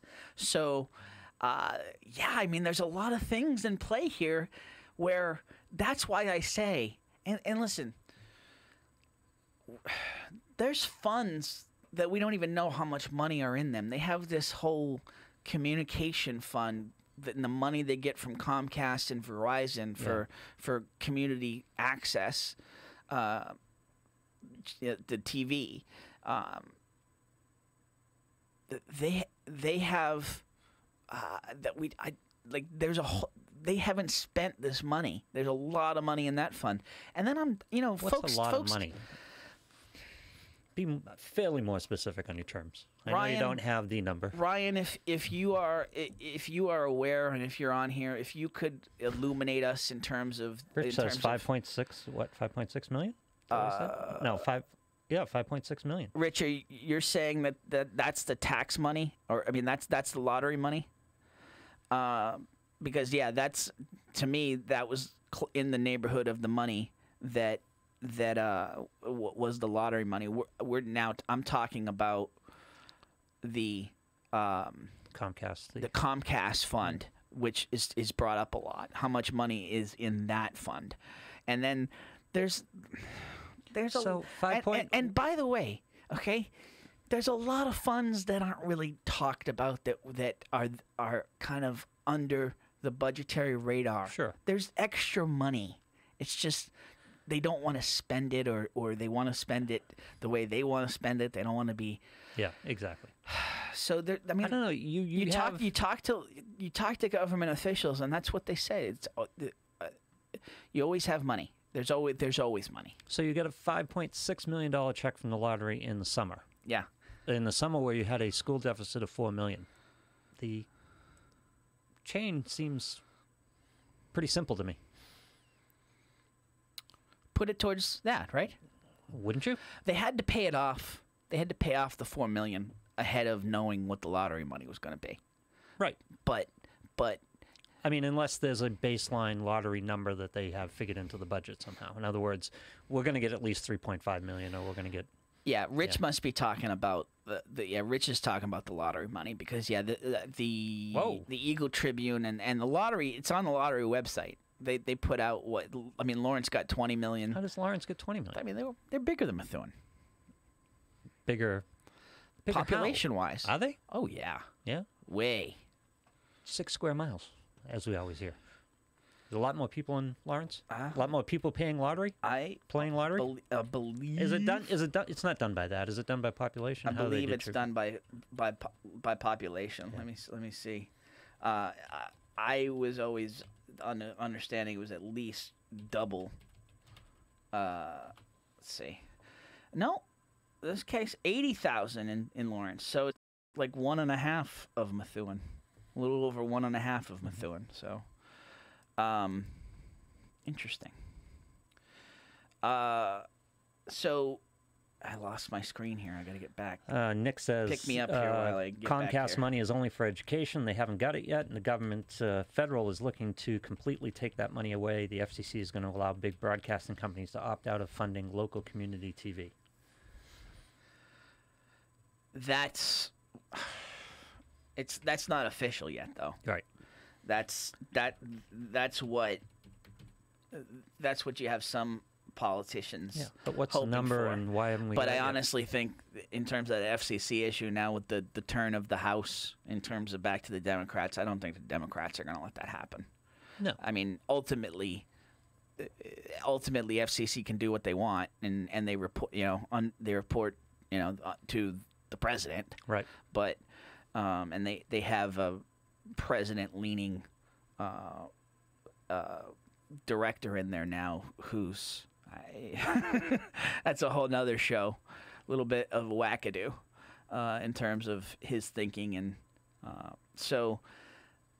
All right, let me pull this back up because I don't see all the comments on here. All right, so next year, so Nick is saying federal is look forward to the outside perspective next year. And Comcast money is only for education. We haven't gotten it, and the government federal is looking to completely take that money away. I think that. But they were talking about putting some of that Comcast money towards information services, I thought. So, yeah, in theory, it's supposed to be for education. But there's a lot of money sitting there. Right. I would also...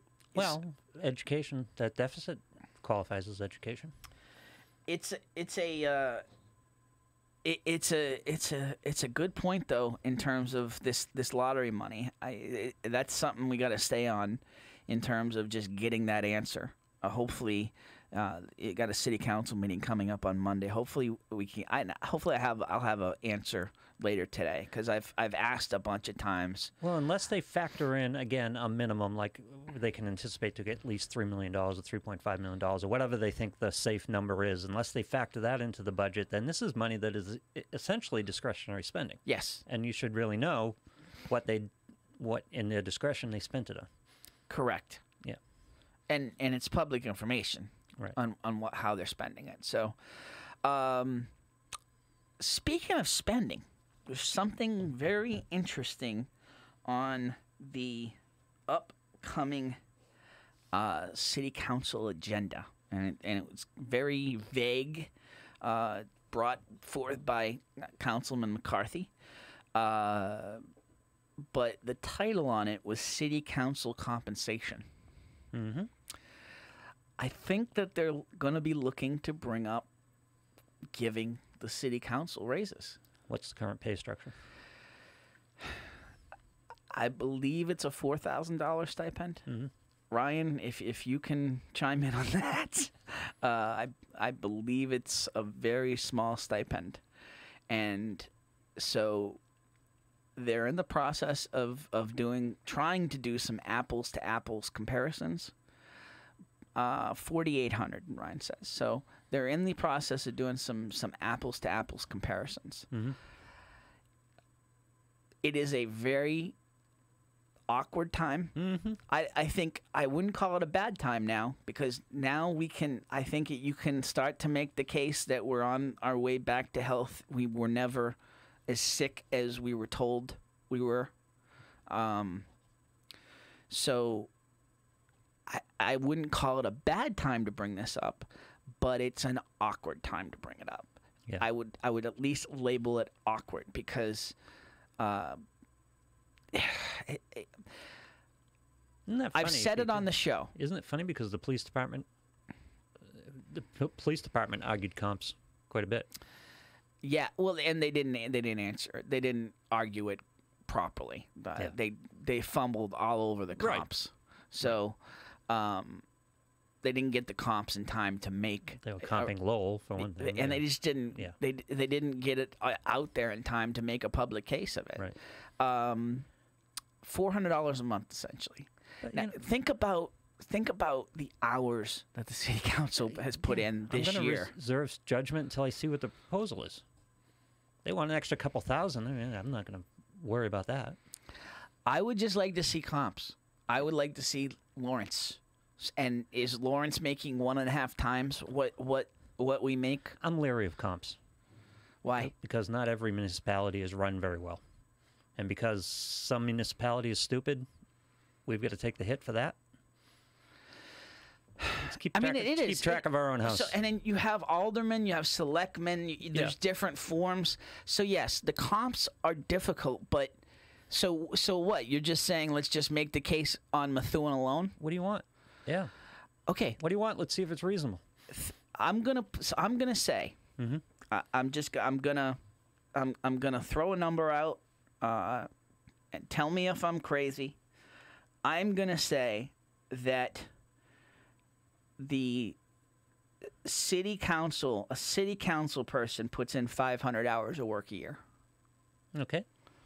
So that's $4,800 divided by 500. 10 hours a week. So $9.60 an hour, essentially. Yeah.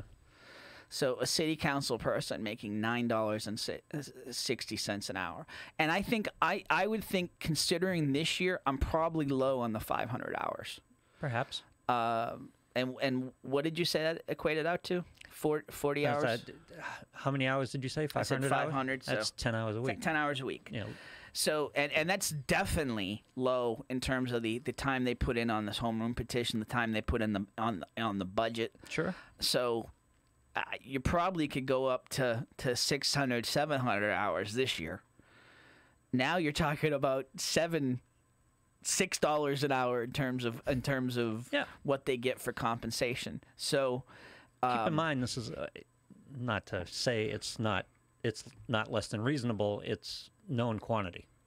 No one's surprised by how much the city council makes when they run for it. Exactly. Yeah. And that is a very fair point, but no one's surprised by it, but you need someone finally to make the case to pay more. Yeah, no, it's fair. Like that number doesn't go up unless somebody makes the case. And it's not going to be a popular argument. And listen, honestly, but at a point, it's not going to be unpopular. If you're coming to me looking for 20 grand, we're going to have a discussion. You're coming to me looking for 10 from 4,800. I mean, and that's double. Keep in mind. Yep. Doesn't seem too out of line. We can at least have a quiet discussion about it. For a city council person, it's $45,000 for the city, which doesn't seem to be terribly. 10,000? No, 45,000. Yeah, you're talking about currently. Yeah, we're paying. Yeah, I mean that's ridiculously low. No, if we went at 10,000, that's a $5,000 raise. Right, that's 45 additional thousand. Yeah. So it's not 90,000 instead of 45. It's not budget crippling. It's not at all. Not and listen, I've said it. I'm gonna keep saying it until I'm blue in the face. The mayor needs to be making more than $80,000. Why? It's ridiculously low. That is a ridiculously low number to attract competent candidates. Yeah. If you are looking at your mayor as your CEO, which is the structure of our government, essentially, the mayor is a CEO. There's not a CEO in the country that will work for a company with this size of a budget for $80,000. It just doesn't happen. It has happened so far. Well, it's happening here. Yeah. And it's ridiculous. And any of these raises, yeah, they're not going to be giving themselves they're not going to be giving themselves raises. Anything that would be voted in, whether it be for the mayor or whether they're talking about money, they're talking about length of term, anything that might be changes in the charter with the charter review committee would not go into effect until the next election. So it's not like they're giving them currently the current council a raise. So, I think the argument you're making, though, in terms of the mayor, and the council's a separate issue, and again, we're talking small numbers here. I think the argument you're making in terms of the mayor will get better quality candidates if we raise the price. Yes. I don't know if that's true in Methuen. Because I don't think the quality of the candidate is determined by the pay. I think the quality of the candidate is determined by the click.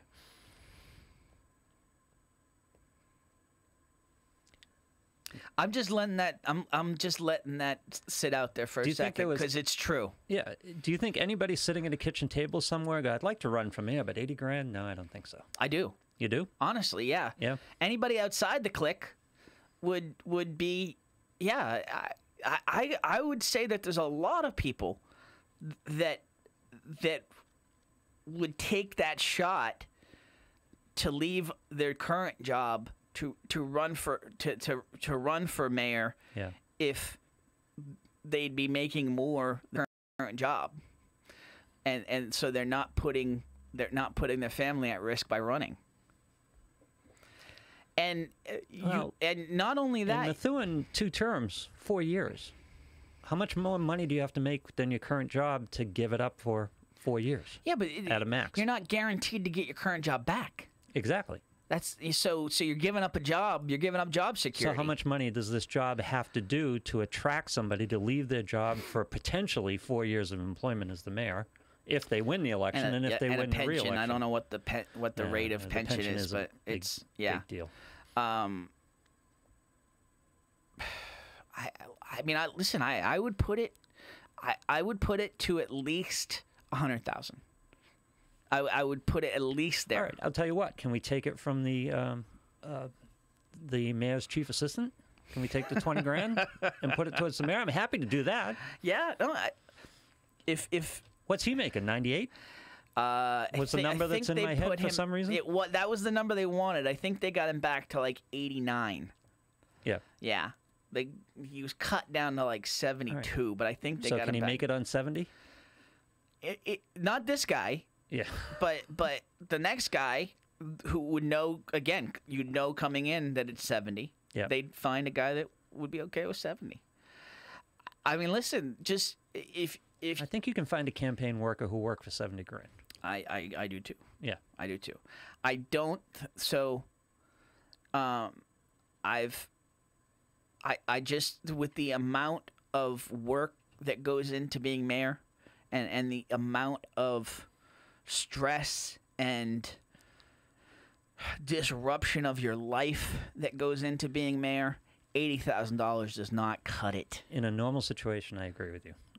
Again, I think the base argument is here: better quality candidates at more money, and I'm not sure that's true in the city of Methuen. I don't think that's true. How would we know unless we put it out there? I think all we're doing is raising the pay for the click. Do you agree? We still got people watching. 978-659-0072. I see some comments, but call me up. I'd like to have a discussion with somebody on this. And by the way, the outside click of goes Lou. to war over $80,000. What do you think they'll go? How strong do you think they'll go for a $100,000? But the click is usually somebody that's retired that can, that the $80,000 is almost a bonus for them at that point. Like, I think you would attract 45-year-olds, 50-year-olds, 30-year-olds, even 35-year-olds, in terms of a upper management level position. I think you would attract that. It's a good theory. God, Lou. Well, Rich, do you agree with Lou? I don't want to. It's the same thing in the city of Lawrence, by the way. First of all, I think you have to be somewhat deranged to be the mayor of the city of Lawrence. Lawrence gets more. I know, but much more. Yeah. I think Lawrence is in the 120 range. Yep. Haverhill, I think Fiantini is in that range as well. Hasn't attracted a ton of. Interrupted. I've gotten like 9 emails from Restream today saying congratulations on your stream. Stay with us, folks. The feed is being interrupted today. I think we've got some ghosts. That guy who came in earlier in the program is our IT guy. So there may be things going on. There's trouble afoot. Okay. Yep. Is Dan on the line? Yes, he is. Dan, Tim, what's happening? Living the dream. How about you? Dan Shabila is one of those people that has already thrown his, not officially because you can't put your papers in until May, but he has thrown his name into the hat for running for mayor. You can read an article on Dan in the current edition of Loop Weekly. This appearance was not planned, but I'm glad you called because it's. I mean, listen, this impacts you. It does impact me. Yeah. So go ahead. Go ahead in terms of your case for this position making more. So I feel kind of uniquely qualified to speak to this because I am middle management for the state. The mayor is paid the same as middle management. He's running a business, or running a city. He's the CEO of a humongous organization. But yet, he's making slightly more than I am as middle management. And Joe Ferrecha just made the point, which is, again, a great point. The mayor is paid less than a third of the employees in City Hall. I mean, that's insanity. Yeah, but I don't think the problem there lies with what the mayor's making. It lies with what a third of the City Hall is making. Fair enough. Yeah. But you're not going to scale those positions down much more than they've already been scaled down. So. $80,000, by the way, is a teacher. A tenured teacher, maybe a teacher with some experience. Yeah. Yes. So, and not to sound too much like Rich, but I kind of agreed with Lou when he said I don't think upping the salary is going to attract a better candidate. So I think. So, but then what's the point of upping the number then? I think the quality of candidate is arguably it's there, but you could also argue it's not there. for me, Well, I hope you're arguing that it's there. well, I mean, I feel that I'm qualified, but arguably people are going to look at our current mayor and say, even with his great resume, still not qualified to lead right now. Yep. And that's that point you could argue for and against. But, I mean, my salary is public record. You could look it up. Taking the position as mayor would be a small bump in my base, but as mayor, you have to walk away from any ancillary streams of income you may have. Yeah, absolutely. So all the side income that I earn through my law practice on the side or doing real estate on the side, I have to walk away from. So really, this is going to be a big hit for my family. Sure. But to what benefit? But why? That's what my wife and I talked about. So, but I got to go back to this then. You've been saying that the position should pay more. But you're saying it's not necessarily going to attract a better candidate. Then why should it pay more then? I think by having a higher salary, you're going to attract a younger candidate base. And now I say that in the fact that most of our mayors have been retired. Yes, and that's the point I was just making before you rang in. Yeah. And I mean, I hate to say it, but some of them are kind of checked out. They're not in touch with what's really happening in the city. Absolutely. I mean, it's fact. I'm sorry. I'm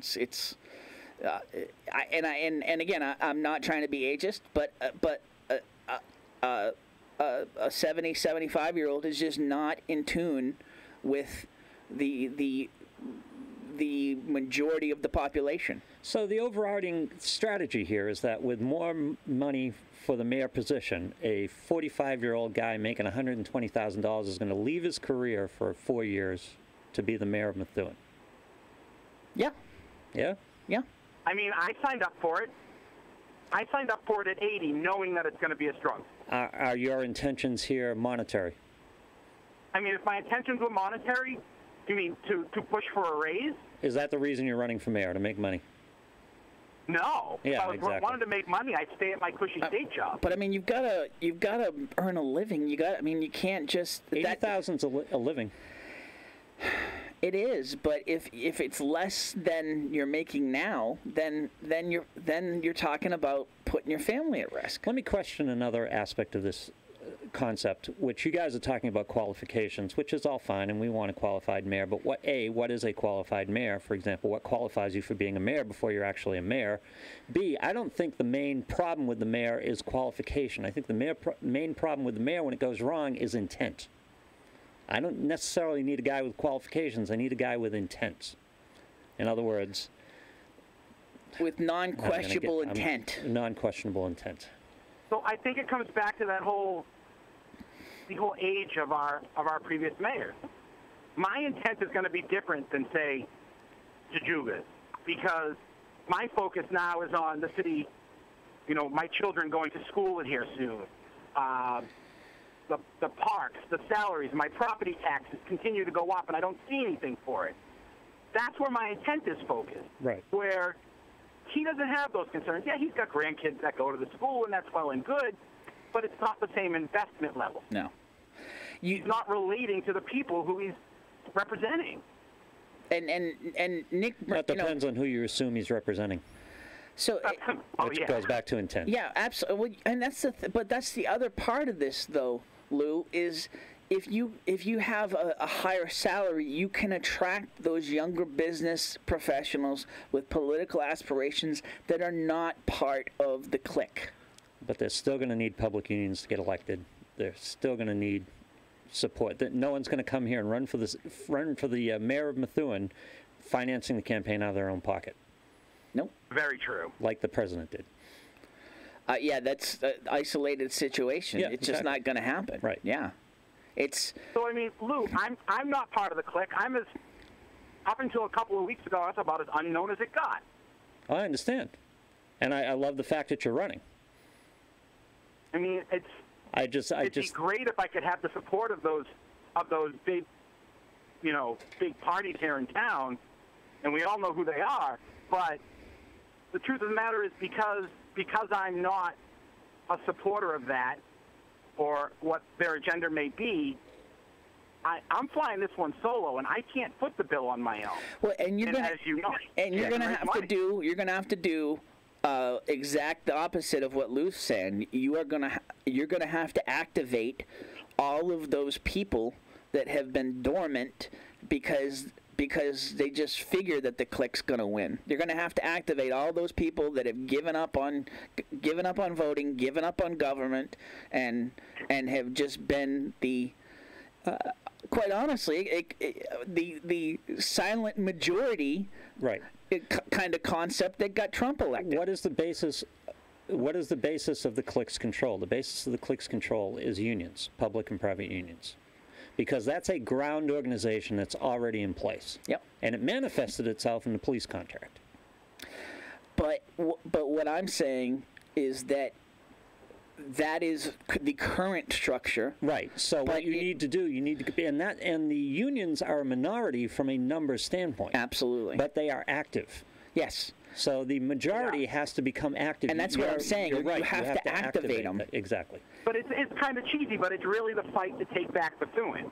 Right. Yes. No, it's not cheesy at all. It really isn't. It's not cheesy at all. It is. We are at a crossroads of, and Jana has said this on the school side, but it is true in terms of the entire city. We are at a crossroads of what we want the future of Methuen to be. These people were activated a month ago, 2 months ago. They were activated. Are they activated now? No. And that's part of the problem is if we could have had the election 6 weeks ago. Exactly. That's why I was telling everybody.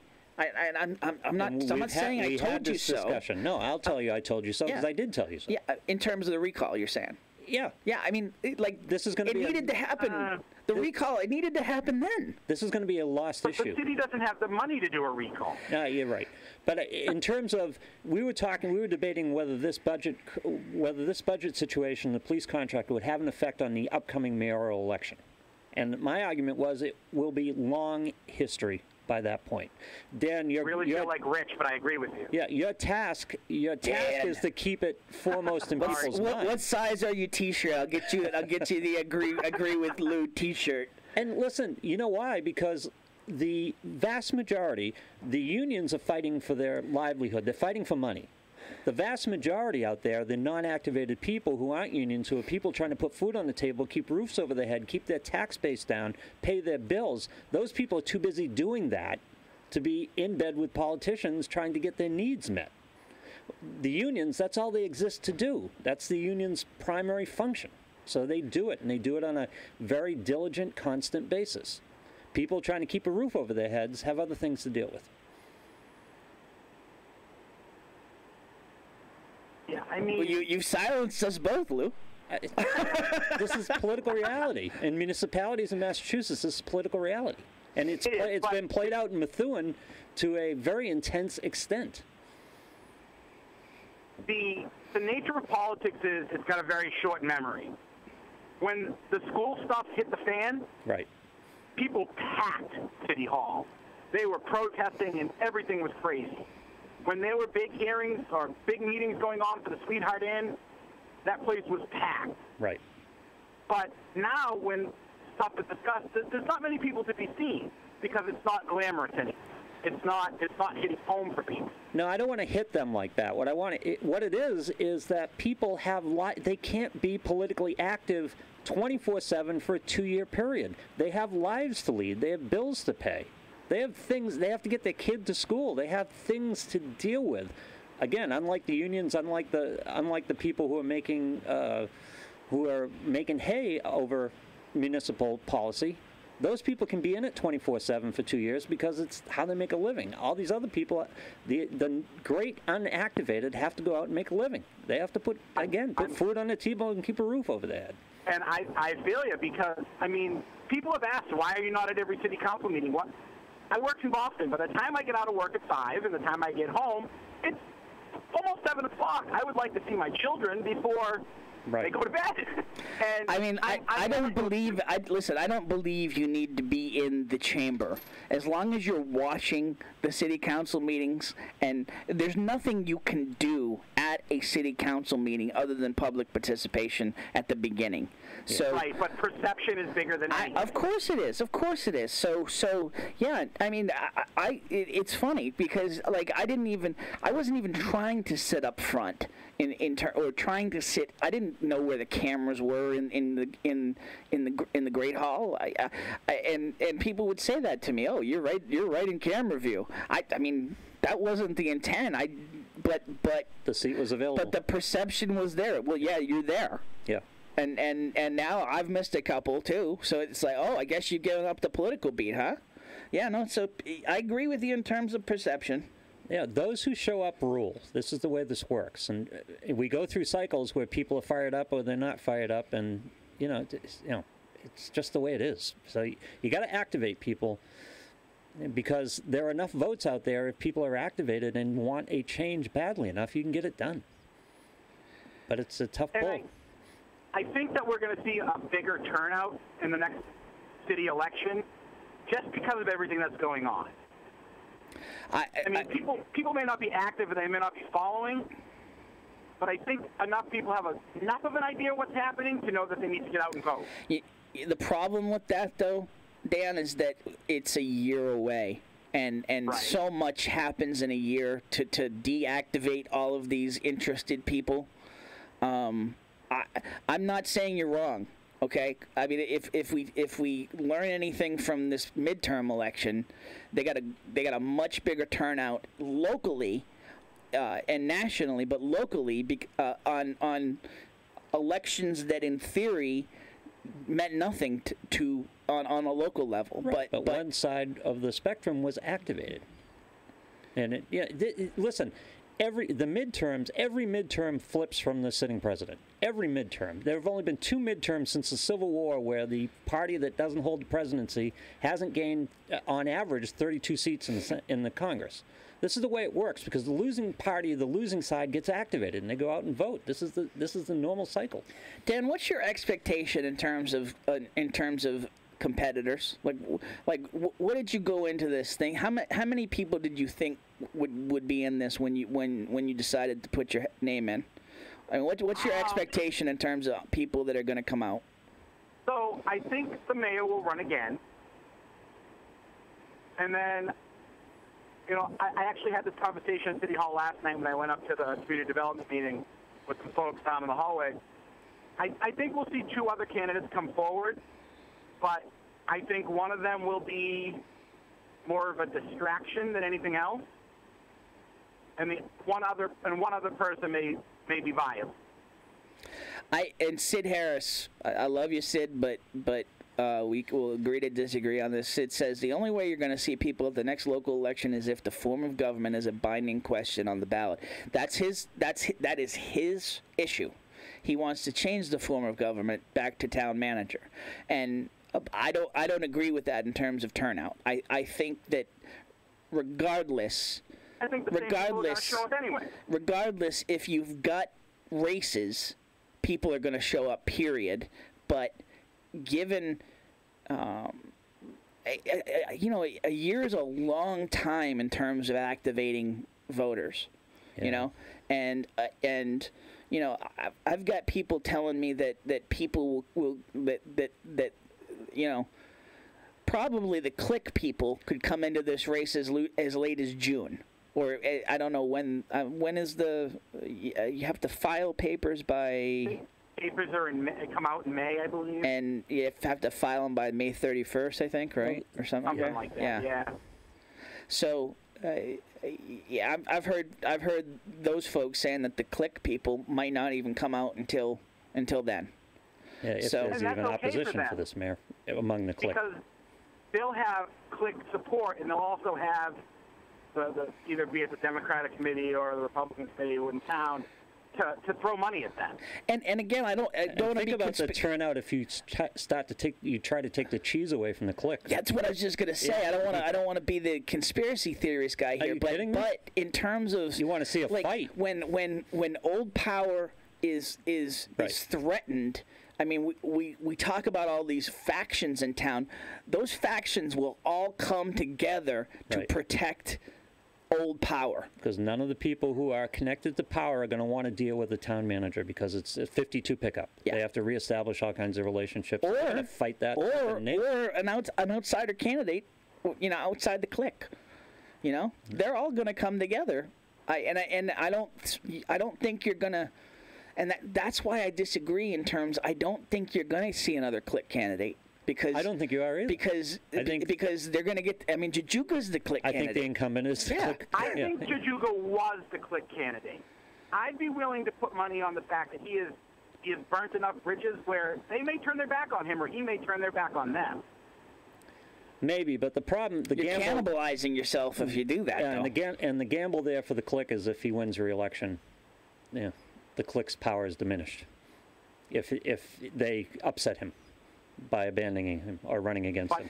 But don't they have enough hands in other pots where they could offset that? I don't know. I mean, from a political science point of view, it's fascinating. It really is. This race, this next year, from just a watching how elections play out is going to be fascinating because that you're both right. I mean, it is going to be fascinating to see how, if the clique turns on each other, will anybody go up against Jajuga knowing that he's got a lot of CYA money already in the bank and if you go against him and he wins, then what? There's a lot of different things in play. You've hit the key aspect on the head. The unactivated people going to stand up. This is the entire question of the next mayoral election in Methuen. The unactivated people going to stand up. Have they had enough? Will this dim into memory? Will there be another event between now and the election? Can Dan and other candidates keep this on the front burner enough over the course of the time? I mean, you've got another budget cycle. Yeah, we don't know what's going to happen with the next budget. You've got another budget cycle that's going to activate people. You've got a teacher's contract. Yeah. And that's a very good grassroots organization that someone who wants to be mayor in the city of Methuen is going to need to have in their pocket. Dan, how much would you say is fair for a city councilor? If they're asking for a raise, how much do you think is fair? I mean, I haven't looked at what's. I put him on the spot. Oh, the politician's coming out. I put him on the spot. I don't have a lot of politician in me, which is probably one of my biggest problems. But I mean, I haven't looked at the comps in the area. Not the comps are the end-all be-all. It's true. But I mean, this particular group has been put to the fire since day one. Yeah. I mean, these guys have, for the most part, earned every dime they could muster. But I think if they came to the table and said, hey, we're at what, $5K, $4,800 now, whatever the dollar is, and we want to add $2,500 a year, $4,000 a year to it. No, bring it up to an even 10. I don't think it would be an unrealistic ask. As Lou said, it's not crippling. Right. It's not going to change our budget drastically. But let me ask you this, and Dan, you can sit this one out if you want to. Yeah. Did the last council deserve a raise? Oh, no. I'm going to sit that one out. Yeah. Exactly. Yeah. Yeah. I mean, I appreciate the work that this council has done, and they came in under fire, and they've had a dogfight and a siege since coming in. I appreciate all that. Can we give them a bonus? But not all councils are worth. It's true. All councils have earned a raise. It's true. It's what I've always said about free agency in sports. I would rather pay athletes after the year. Yeah. Based on what they did to perform. But you're right. Historically, I hate to say this.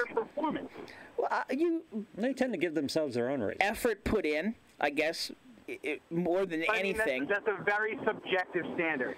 Because let's use Jessica for example. Because just hours in meetings alone. Well, yeah, there's. I mean, this former councils just kind of went, yep. All right, we're out in 50 minutes. Yeah. If this is the new standard. Impact report? We don't need no stinking impact report. Yeah, I mean, everything's. The mayor's got it. Yep. You can look at people, anybody on that council, be it Jessica or Steve or Joyce, any of them, and ask 50 people, and get 50 different answers as to what their impact has been, or what the impression of what the work they put in is. Nick DeZoglio just put it out there. Just made my point. Who? Nick. Yeah. Lowell gets paid $22,000. So we're going to have to pay our council. You're going to have to pay your. Keep saying ours. You're going to have to pay your council based on the stupidity of Lowell. No, but I mean it. I mean, listen. And by the way, Lowell and Methuen aren't exactly a comp. But I mean, yeah, listen. We're not exactly neighboring with Lowell in a lot of numbers. I mean, listen. Again, I'll go back to sports. Mike Hampton was probably one of the worst examples of free agency ever, and he certainly didn't earn the money. But he reestablished the bar in terms of what pitch. He raised the bar in terms of what pitchers, and really everybody got paid. That's apples and dump trucks, because who's competing for paying the city council? Are they going to go free agency somewhere? Are they going to go to Haverhill? But I mean, and it goes back. It goes back to not making comps. It goes back to not making comps. I'm not a big fan of comps. Yeah, it's true. Okay, I mean, because you really can't make the comps. Besides, some cities are in better financial situations than others to give their city council a raise today or next year or the year afterwards or the previous years. The comps don't take into account the fiscal status of the community that you're comping with. Lowell's got state university money, doesn't it? All I will say, Lowell's got a lot of state assistance. Yeah. All I'm going to say though is that $4,800 is laughable in terms of. I'm perfectly open to a discussion, absolutely. But I mean, again, to be fair, Tim, you don't get into this for the money. Everybody on the city council is either retired or has a job, or is in college. No, you don't get into this for money. It's a pretty wide range. You don't get into this for money, but listen, no one that ran for council this year would have ever dreamed that they would be putting in the hours that they needed to put in, but they were all committed to putting in the hours. Yeah. So, but I mean, so if that's what I'm saying. If this is the new bar, then it's tough. I would say they deserve more. If the 50 minutes and out, and no work in between is the bar, 4,800 might have been too much. This isn't a discussion about whether they deserve more or not. It's a discussion of how much more do they deserve. Yeah. Or how much more are you willing to pay. Yeah. Again, they come back. They come back looking for a $9,000, $10,000 stipend. I'm inclined to have a discussion about that. But how do you judge that? What makes that worthy of a conversation? How do you judge what they deserve? It's the same thing as the mayor. Like, how do we set that number? I feel like the position deserves more, but how do you set the number? And then, I mean, how do you set any price in a free market? It's marketable. What's the market rate? But Lou doesn't believe in those comps. Government isn't a free market. I mean, so let's go back to Lowell for a second. Not to say that our city councilors do or don't deserve $22K a year, but if you're going to compare the salaries, you have to compare the workload and a bunch of other factors. It's not just looking at the dollar amount. Yeah. No. What is Lowell doing that we're not? What are they doing to justify that $22K? Well, their schools are $2.5 million in the hole. So they're in a financial crisis. I think they've got state oversight coming in. Kind of calls into question their legitimacy of paying their councilors $22,000, doesn't it? Yes, it does. Yeah. Yes, it does. Dan, anything else for us before? I know you probably got 4 hours on the road here, but anything else? No, I got to spend the dream today. I got to go to Worcester for a meeting. Now I'm commuting back to the office. Nice.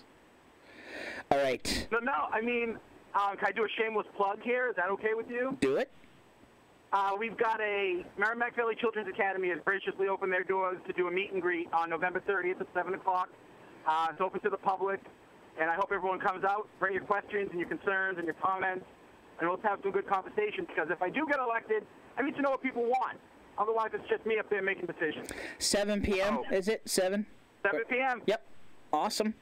Happy Thanksgiving, sir. Be safe on the road, and we will talk to you soon. We'll get you in studio soon here. All right, when I come, I expect my I agree with Lou T-shirt.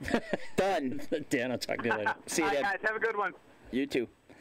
Anybody else? 978-659-0072. I don't think we're gonna stay much longer here, but it's a valuable conversation. So if there's anybody else that wants to chime in here, I'm certainly willing to entertain that. If you were talking free markets, if you want to apply free markets to the council's pay, you fill the council at $4,800. Why would you pay anybody any more? Well, they won't make it.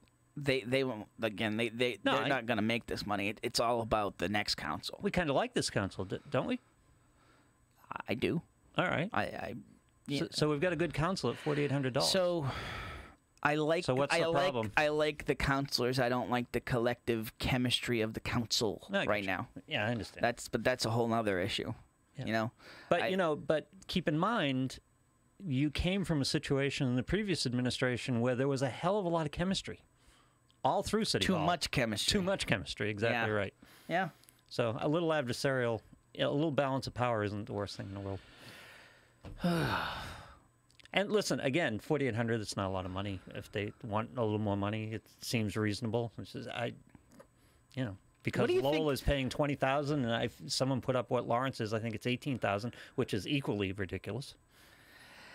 And when I say, call in, Ryan. It's 978-659-0072. When I say chemistry, I don't mean they all need to get along. I understand. My chemistry that I'm talking about is at least being open to conversations. We've got cliques on this council now. Right. We've got and we've got wedges, like deep wedges that have already formed. We're not even a year in. Yeah. And I wish they could all hit the reset button on these relationships, because I do think that if they could just agree to be agreeable, agree to disagree at times rather than getting all personal, I think that this council could accomplish even more than they've accomplished already. Well, the hope is that was a factor of the siege of policy that they had to deal with. Who do we got? Ryan, right? Hi, Ryan. Hi, everyone. How you doing? How are you? I haven't been on your show in It's been it's been long. I was because you're like the first video that comes up every time in terms of the when I'm going through the Looped In Live videos, and I was like, hey, where's Ryan? So I'm loyal. What can I say? I'm loyal. So what's your thought process here? On the money? Yeah. I mean, as a city councilor, not a huge fan of giving myself a raise. Usually, if there were, in my opinion, a good time to do this, it would be like at the end of a 6-year period. Just like how the previous council had a majority of councilors who were not running for re-election because they were termed out. I think that's the best time to have a raise, because then it doesn't seem like you're doing it. Will you ever, I mean, the way this works right now, though, Ryan, will you ever have a time when when they're collectively termed out, or isn't it kind of a set up to be a rotation at this point? Yeah, I mean, it's kind of a crapshoot, because somebody runs again.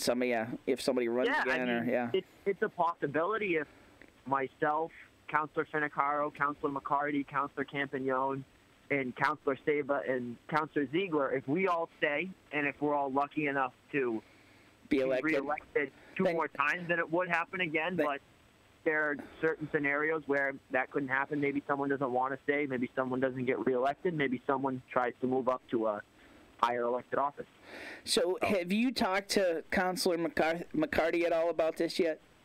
I haven't yet. I don't know many details. Yeah, and he's still working out the language, quite honestly. When I talked to him, he said that he just needed to kind of put something on the agenda, like a placeholder, in terms of what it would be, and that he's finalizing the language and the research.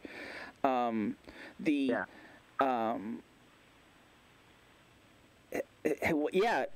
Desaglio says, happy belated 21st birthday. I'll throw that along as well, sir. Thank you. I appreciate it. Happy birthday. It's been a fun time. So in theory, if and again, we don't know the language how this would be phrased, but if this were to go in effect after the next election, then in theory, you may be voting yourselves a raise. It's highly, if you got reelected. It's very much possible. Yeah. But I mean, from people I talk to, though, I do feel like there is a need for a raise. Again, that's just me being a resident. Well, but what I was going to say, though, Ryan, is voting for it, though. I don't know if that will happen. I mean, I know you didn't get into it. There are residents telling you that the city council needs a raise? There are some. I mean, listen, I know you didn't get into this for money, but I can't imagine you ever budgeted time-wise the amount of time you've put in so far. No. I mean, I'll admit my schedule is a little bit more flexible than in my opinion, some of my colleagues. So I mean, some of my colleagues that have full-time jobs have families that they need to go home to, kids and stuff like that. I mean, they're the ones who I think. I mean, if anyone deserves a raise, it's them. I mean, like Dan said. I mean, we have a very large array of age bracket in this city council. I mean, I'm young. I'm 20. I'm 21 now.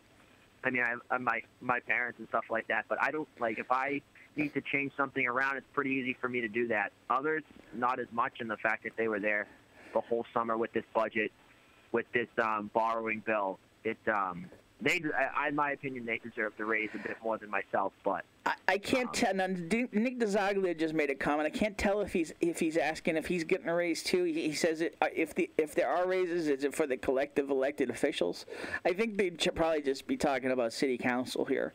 But yeah, I feel like you probably have to handle it as on an individual basis. I feel like because if you try to add the school committee, the city council, and the mayor. I think it becomes a little too difficult. Well, wouldn't the school committee vote on it themselves? Yeah. Yeah. Yeah, but I mean, you could try to get on the same page and have everything be together. Well, you do have a joint meeting coming up.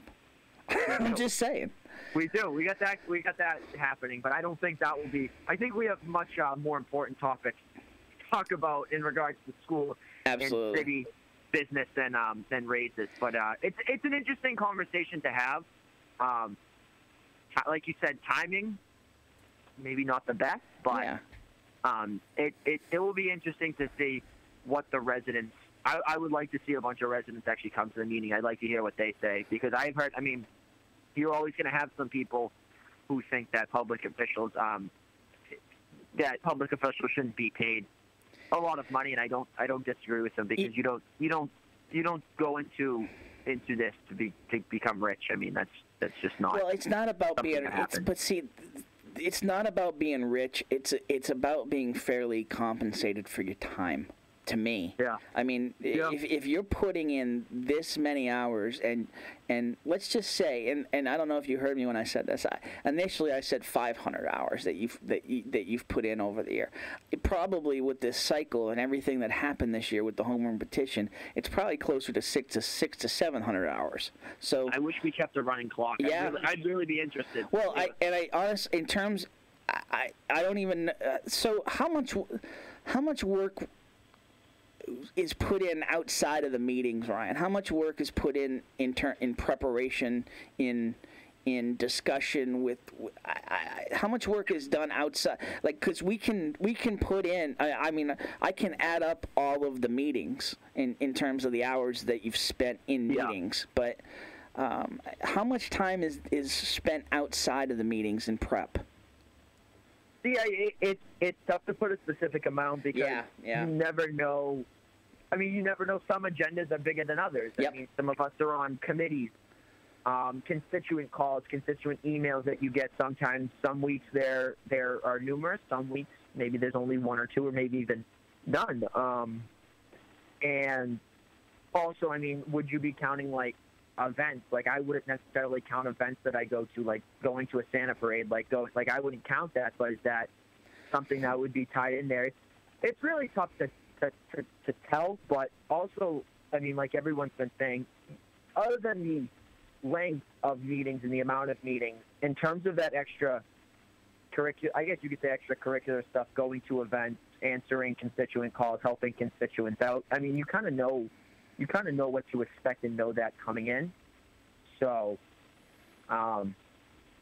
it's really tough to put an exact amount on it, but I would say it's a lot of work. But again, when you enjoy helping people, when you enjoy the work, it makes it a lot more easier and makes you a lot more willing to do it.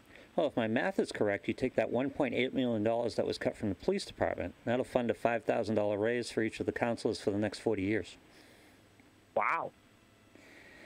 I was told there would be no math today. Yeah, that's, but yeah, no, what's interesting too is, I mean, in terms of the mayor's salary and in terms of attracting more candidates, I think you also have to expand the term as well. Yes. I think.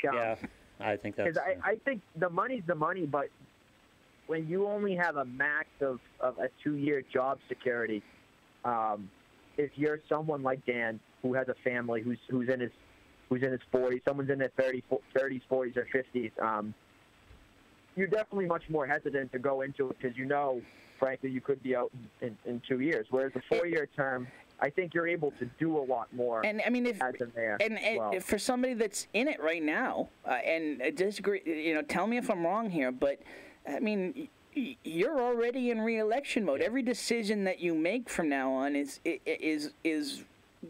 going to be more and more impacted by, am I going to get reelected if I make this decision? Whereas the mayor of Methuen is in constant political mode. Yeah, constant absolutely. Political mode. Yeah, and the council. And that's why I put in one of the comments. Frankly, I was surprised that it's been a couple of weeks after the midterms, and I'm surprised we haven't heard more people making moves, especially where Dan was out very quickly in his mayoral candidate. I thought you'd hear a lot more people, not even for mayor, but for school committee, for city council, kind of being like, well, let me throw my name out there, see what people think about it, and then maybe go forward with running for office. I'm surprised that hasn't happened more. Maybe they're waiting till after the holidays, which would make sense as well, but I thought there would be a couple weeks in between the midterms and Thanksgiving where we just hear some people circulate their names, because we were hearing it a couple months ago, 3-4 months ago, we were hearing some names starting to circulate, and that's kind of died down a bit. Yeah, the first 10 months of this year haven't exactly been a recruiting film for city council. I mean, not based on the job that you're doing, based on the fact, why would I want to walk into that? Well, I just think by the mayor on a meeting by meeting basis. Just think when you're talking when you're talking about all the names that were thrown out 3-4 months ago, I think that it was a matter of it's easy to say it at that point. Oh, I'm going to run. Anger. Anger. It was based on anger. Now it's let's see if you're really caring, and so that's where we're at. I mean, I really do hope that if you are a non-establishment candidate, I really believe you need to be out there by the new year.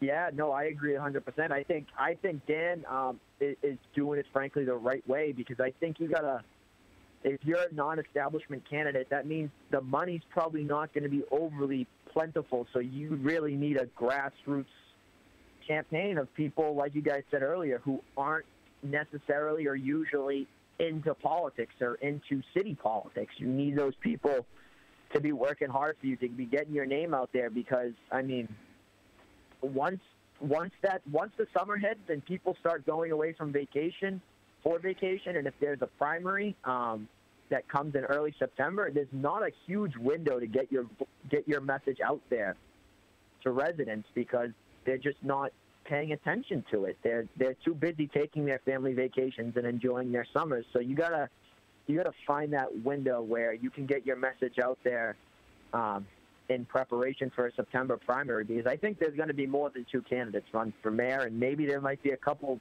primaries for city council as well if there's an abundance of candidates in some of the races as well. So I agree. If you're not an establishment candidate or don't have a base already, you gotta get out there. Well, I mean, I don't think there's any downside to what Dan's doing right now. I think it's smart, but I also think that if you are a now,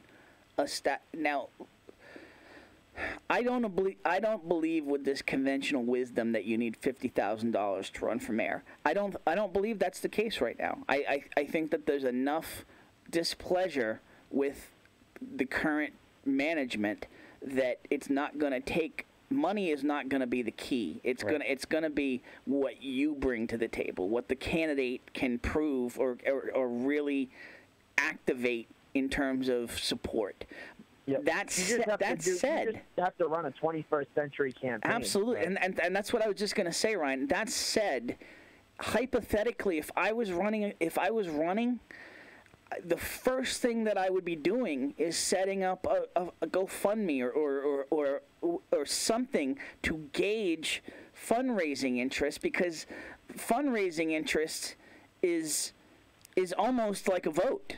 After it's your like, Facebook page and your Twitter account and your Instagram account. No, what do you mean? That's the first thing you set up. Then you go. Well, of course you do, but of course you do. But what I'm saying is that those platforms are as close to a vote as you're going to get in terms of knowing what support you have. They're putting money on you. Right. Yep. You know, not only that, you get them to volunteer, you get them to host maybe a meet and greet. I mean, like you said, once someone gives you money, whether it's $25 or $2,000, they're invested in you, and they want to see you do well, because they don't want to, just like anything, you don't want to waste your money. So, I mean, that's how you build the base. I mean, my city council race, the amount of friends and family that were so gracious enough to donate money to my campaign and then go hold signs the next day. I mean, that's what it's all about. I mean, you're very appreciative and very lucky to have those people, but I agree, because if you see fundraising going better than expected, that means you can have a really good field program as well. And by the way, when are people in the most giving mood during the year? Now? Yes. Yeah. Yes. So, I think the canary in the coal mine for this election is the teacher's contract. If a teacher's contract is settled in the next 6 months, then that's going to be a really open election, because none of the unions are going to be feeding. They're not going to be on a feeding frenzy. They're going to be under contract. You're not going to have to run against them. You get in this position, if there's a teacher's contract open, you're going to have to hold the line on the teacher's contract, which is going to make you very unpopular, because the other side's going to be, the incumbent's going to be promising everything to the teachers union. I mean, there's as we said before, there are so many factors involved here. Lou, I think you overrate the teacher's contract being. Yeah, I agree. I wasn't going to let you get away on that. I don't think. I mean, I think. Of course, I want you to finish your point, and I want Ryan to finish. Of course, you want the support of you want education behind you, but I don't think that's going to decide the election. How many votes is that? How many teachers are there in the city of Methuen? A lot, but I don't know if the block is there. Oh, the block is there. Yeah. I've never seen it activated. I'm going to be completely honest with you. I was married to a member of the teachers union. The block is there. Oh no! And trust me, my mom's a teacher too. She's a teacher in Lawrence, but Methuen Teachers Union, I've never seen them come overly out for an election. And granted, I'm young, so maybe I just haven't seen it recently because we haven't had too many contested ones. Have you seen an election where the contract was open? I couldn't answer that. I wouldn't know. At this point, they will be what? 2 years past? 2 years past an election, there'll be an open contract. Yeah. Well, also there's a new head of the teachers union who just came in, so it'll be interesting to see if that changes things. In my opinion, they're going to have a good-sized block of votes to hand somebody in exchange for consideration on the teacher's contract, and that's going to be a huge political force.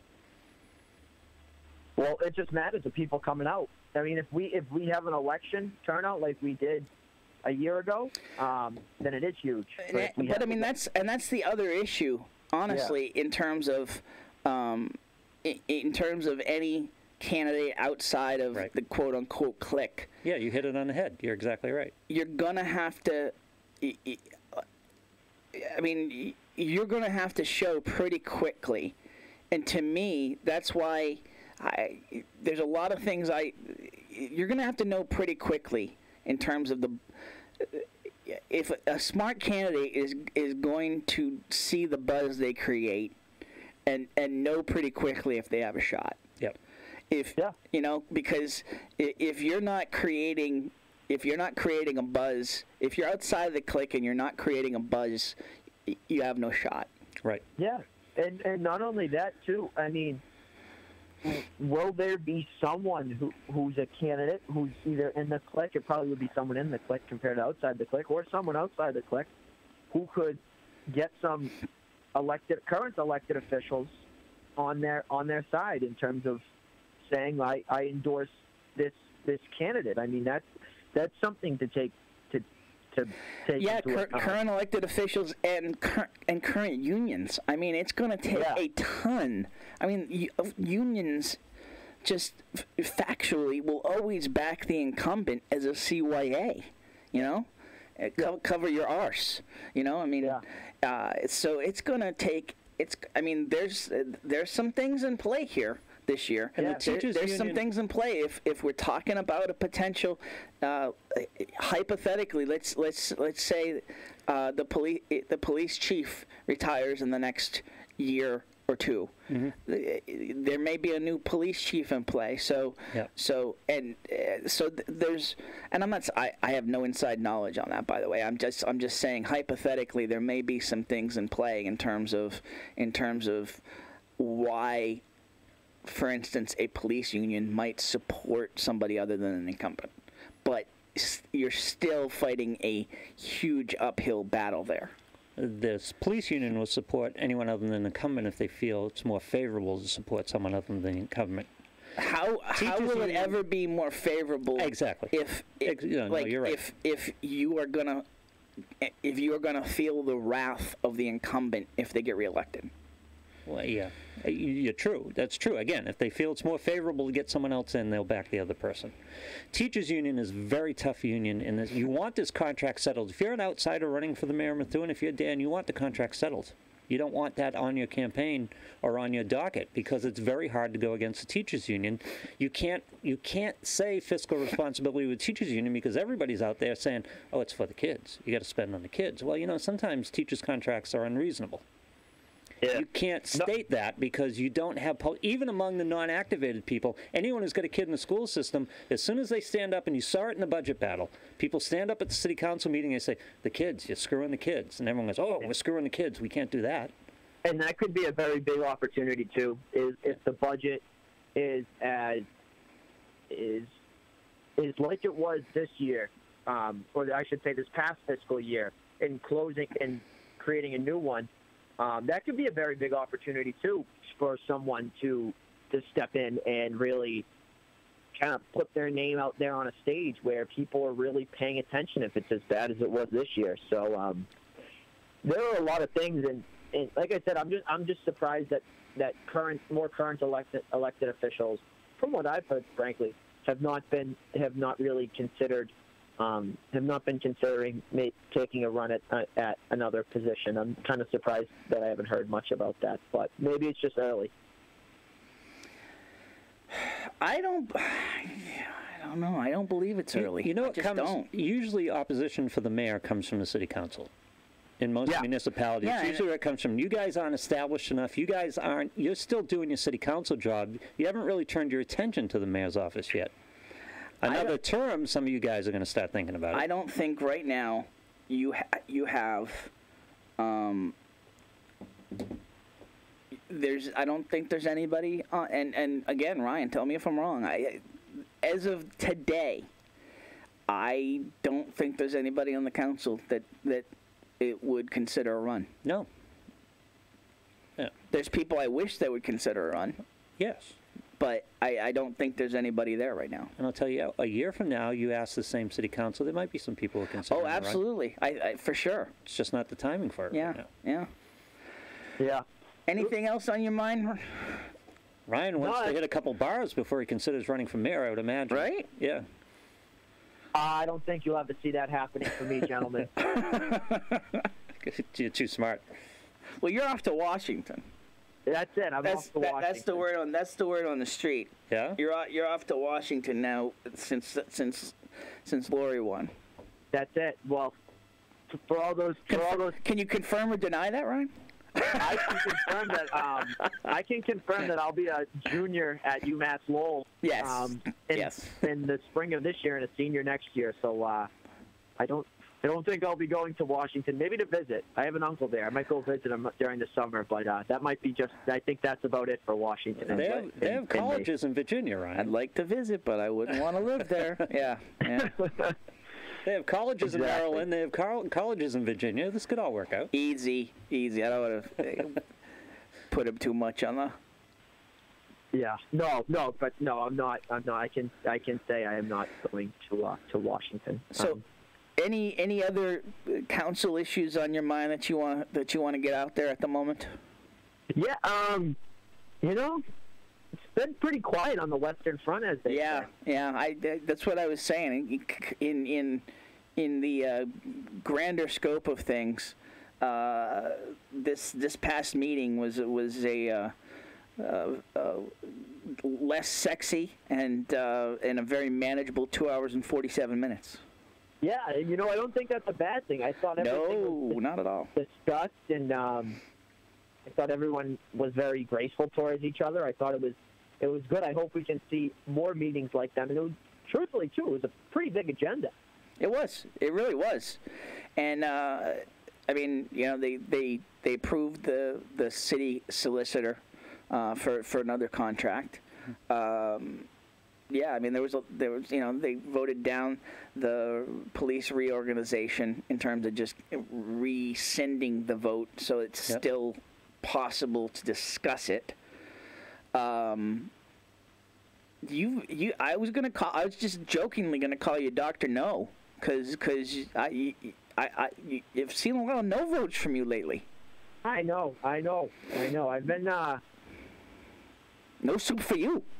Yeah, no soup for me. Hey, there is actually one thing I'd like to hear. Yeah. I'd like to hear your guys' opinion on just something I've been thinking of, just in terms of length of meeting and how I think it interrupts our meeting. What do you guys think of the length of the mayor's report? It's a fair point. He can dominate a meeting at times in terms of the length of it.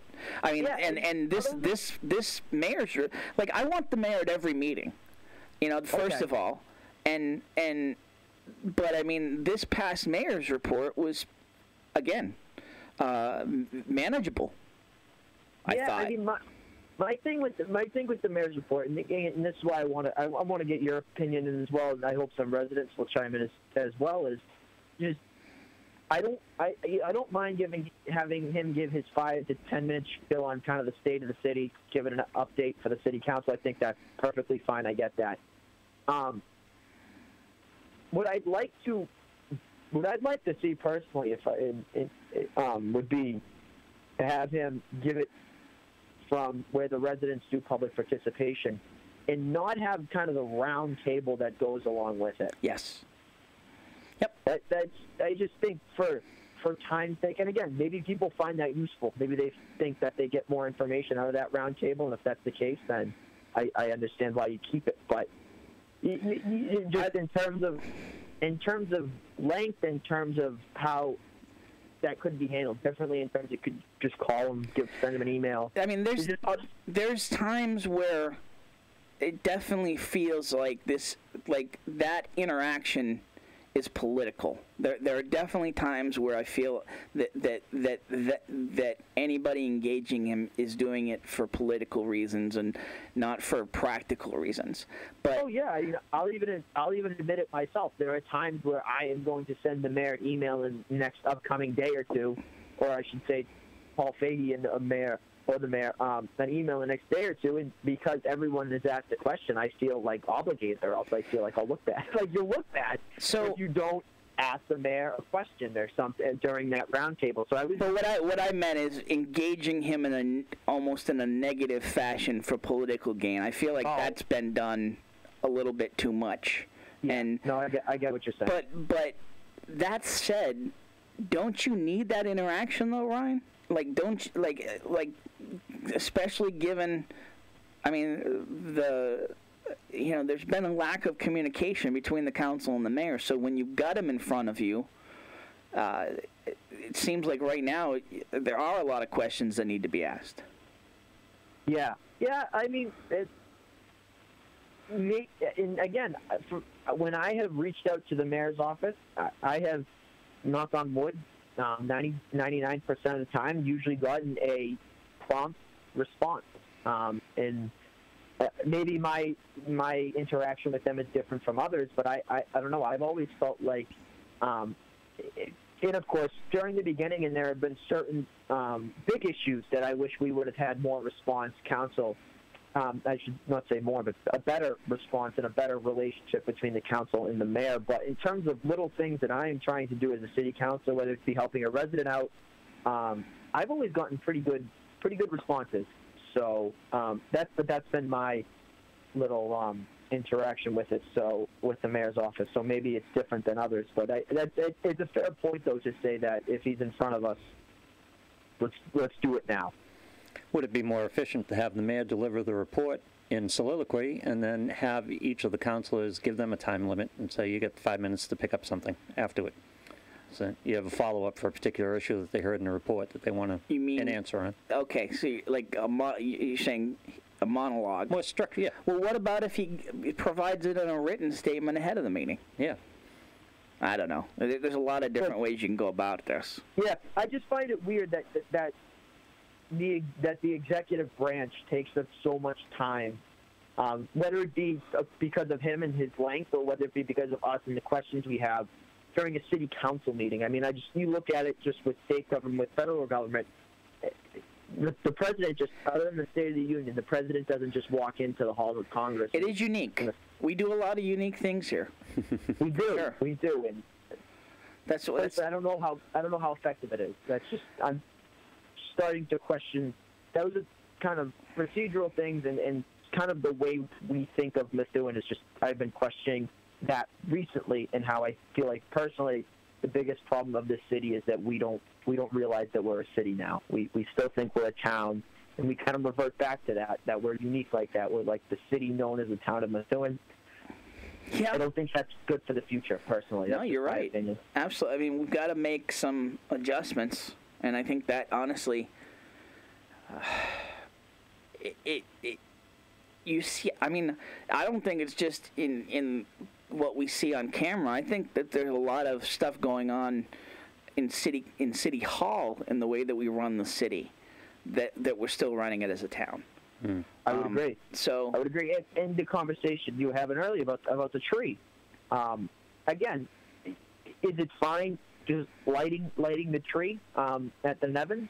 Maybe spruce it up a bit. It could use some tender love and care a bit. But that's a nice little welcome to Methuen when you're going up to Salem, New Hampshire, and vice versa. I mean, that's great. But I mean, I will say I am in favor of moving it to the Loop, because I feel like it's more of a draw. I mean, you maybe had 100, 150, 200 max people there for the tree lighting last year. I mean, I was there, but it was a nice little event. There were some of the chorus kids singing Christmas carols and stuff, but it's not a draw that I think people would mark their calendars around. I mean, we don't have many events. Maybe the Festival of Trees, and we have the Santa Parade, but we don't have many events like I've seen in Haverhill and Lowell that are like community events where people mark on their calendars every single year. And I think this could be one of them. And that's kind of, like I'm saying, like the step of going from a town to a city and having these big kind of pomp and circumstance events. And I think that's something that we need to focus on and do a little bit more of. It's yeah, I mean, were you shocked by that vote at all? That the poll vote? Did you see that? It was like 70-30 that they should light it, but not just to light it. It was a lot of folks saying that it should have stayed in the location where it's at. I was shocked. Yeah, I was shocked. I think the mayor made the right move there, and I think it's logistically a bad location in terms of it being it being a draw, in terms of there being parking, in terms of viewing it. I think where it is right off the highway is a huge traffic concern, and has led to a lot of near misses in terms of accidents over there, and. I think logistically getting to the tree, if you're looking to get up and close and personal with the tree, like going down that hill from the parking lot is tricky. So I don't know.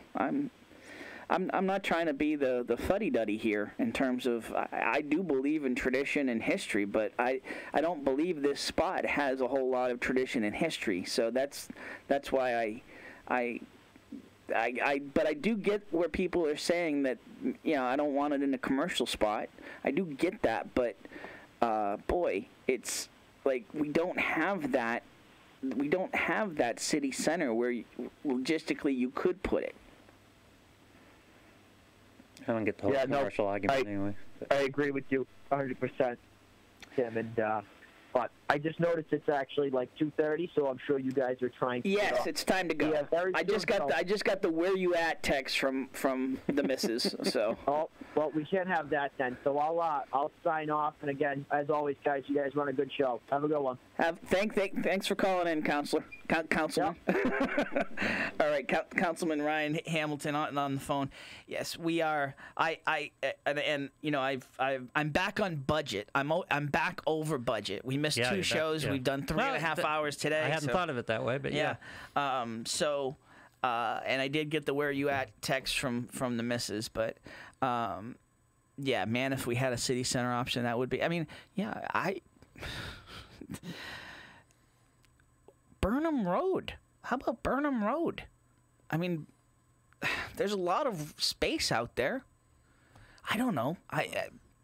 Like if I'm thinking of a spot that has a lot of space for parking, for just out of the way viewing where it's not a traffic concern, the Burnham Road Park would be would be my current thought, but it's the Loop. You put it at the Loop. There's plenty of parking, plenty of infrastructure. I mean, commercial. It's 2018, and I honestly believe, and it's not even supposed to be a Christmas tree. So what are we worried about? And people were saying like, I wholeheartely no. Riverside Park there's not enough parking down there, and until they put lights and a crosswalk there for people to get from where there might be parking to the park, that's a safety concern for me. But get some people out there, get them into Not Your Average Joe's, whoever out there, get some meals tax money, and just get it done. I mean, this is the time that you want to be promoting the Loop more than ever. Okay, Tuscan Village is coming. Godzilla is coming. Yeah. Okay, I mean, winter is coming. We have to promote this place, and be partners with them more than ever right now. Mm-hmm. It's just real, people. That's all. I'm not trying to say that we need to line the pockets of the evil capitalists. The evil capitalists. Please. But I mean, yeah, Brick House. They pay the most taxes in the city. Like Margaritas, Olive Garden, Not Your Average Joe's. Bang those places out for a night. Make a little money for the city. It just makes sense. Like, and then you give margaritas, you give all those restaurants in there a tree lighting event night where they're they can they can do specials and. Yep. Yep. All right. I think we're done. We're done. I think we're done. All right. Hey, folks. It was a full pull. It was. It was a good effort. It was. Great job out of everybody today. Great job on the comments. Just really outstanding. I feel like we've almost done 3 shows here. The first hour, Carolyn Wilkinson was just outstanding. And then huge thank you to Linda Flanagan Favaza for doing that interview with me. Just that was a thrill, just talking about Haunting a Hill House. Again, I can't implore you enough to give Haunting of Hill House a try. And we played the audio on here. The video is posted on the Loop Weekly Facebook page now, so you can watch it there. And hey, listen, huge thank you to all the commenters and the callers. To you, Lou. Great job as Group always. broadcasting. Love this. It was good. Yeah. It was crowdsourcing. That's what makes this fun. Yeah, good stuff. I missed you all. I really did. Thursdays felt odd without doing the show. So, no show next Thursday. That's right. That said, no show next Thursday. Yeah. Happy Thanksgiving to everybody. So we will be on November 29th. 29th? Yep. Next show is November 29th. Happy Thanksgiving to everybody. And you can watch the show on demand. And I will keep pushing for sponsors, because if we're going to go 3.5 hours, much beyond this one, we need sponsors. So Tim at weekly.com if you enjoy what you're seeing, and we will promote the heck out of your business. So that much I can tell you. For Lou Blasi, again, thank you to Carolyn Wilkinson, and get out to that craft fair on the 24th. Tim Wood signing off for this week. You have been watching Looped In Live, presented by Methuen Family Health Center. Have a great Thanksgiving.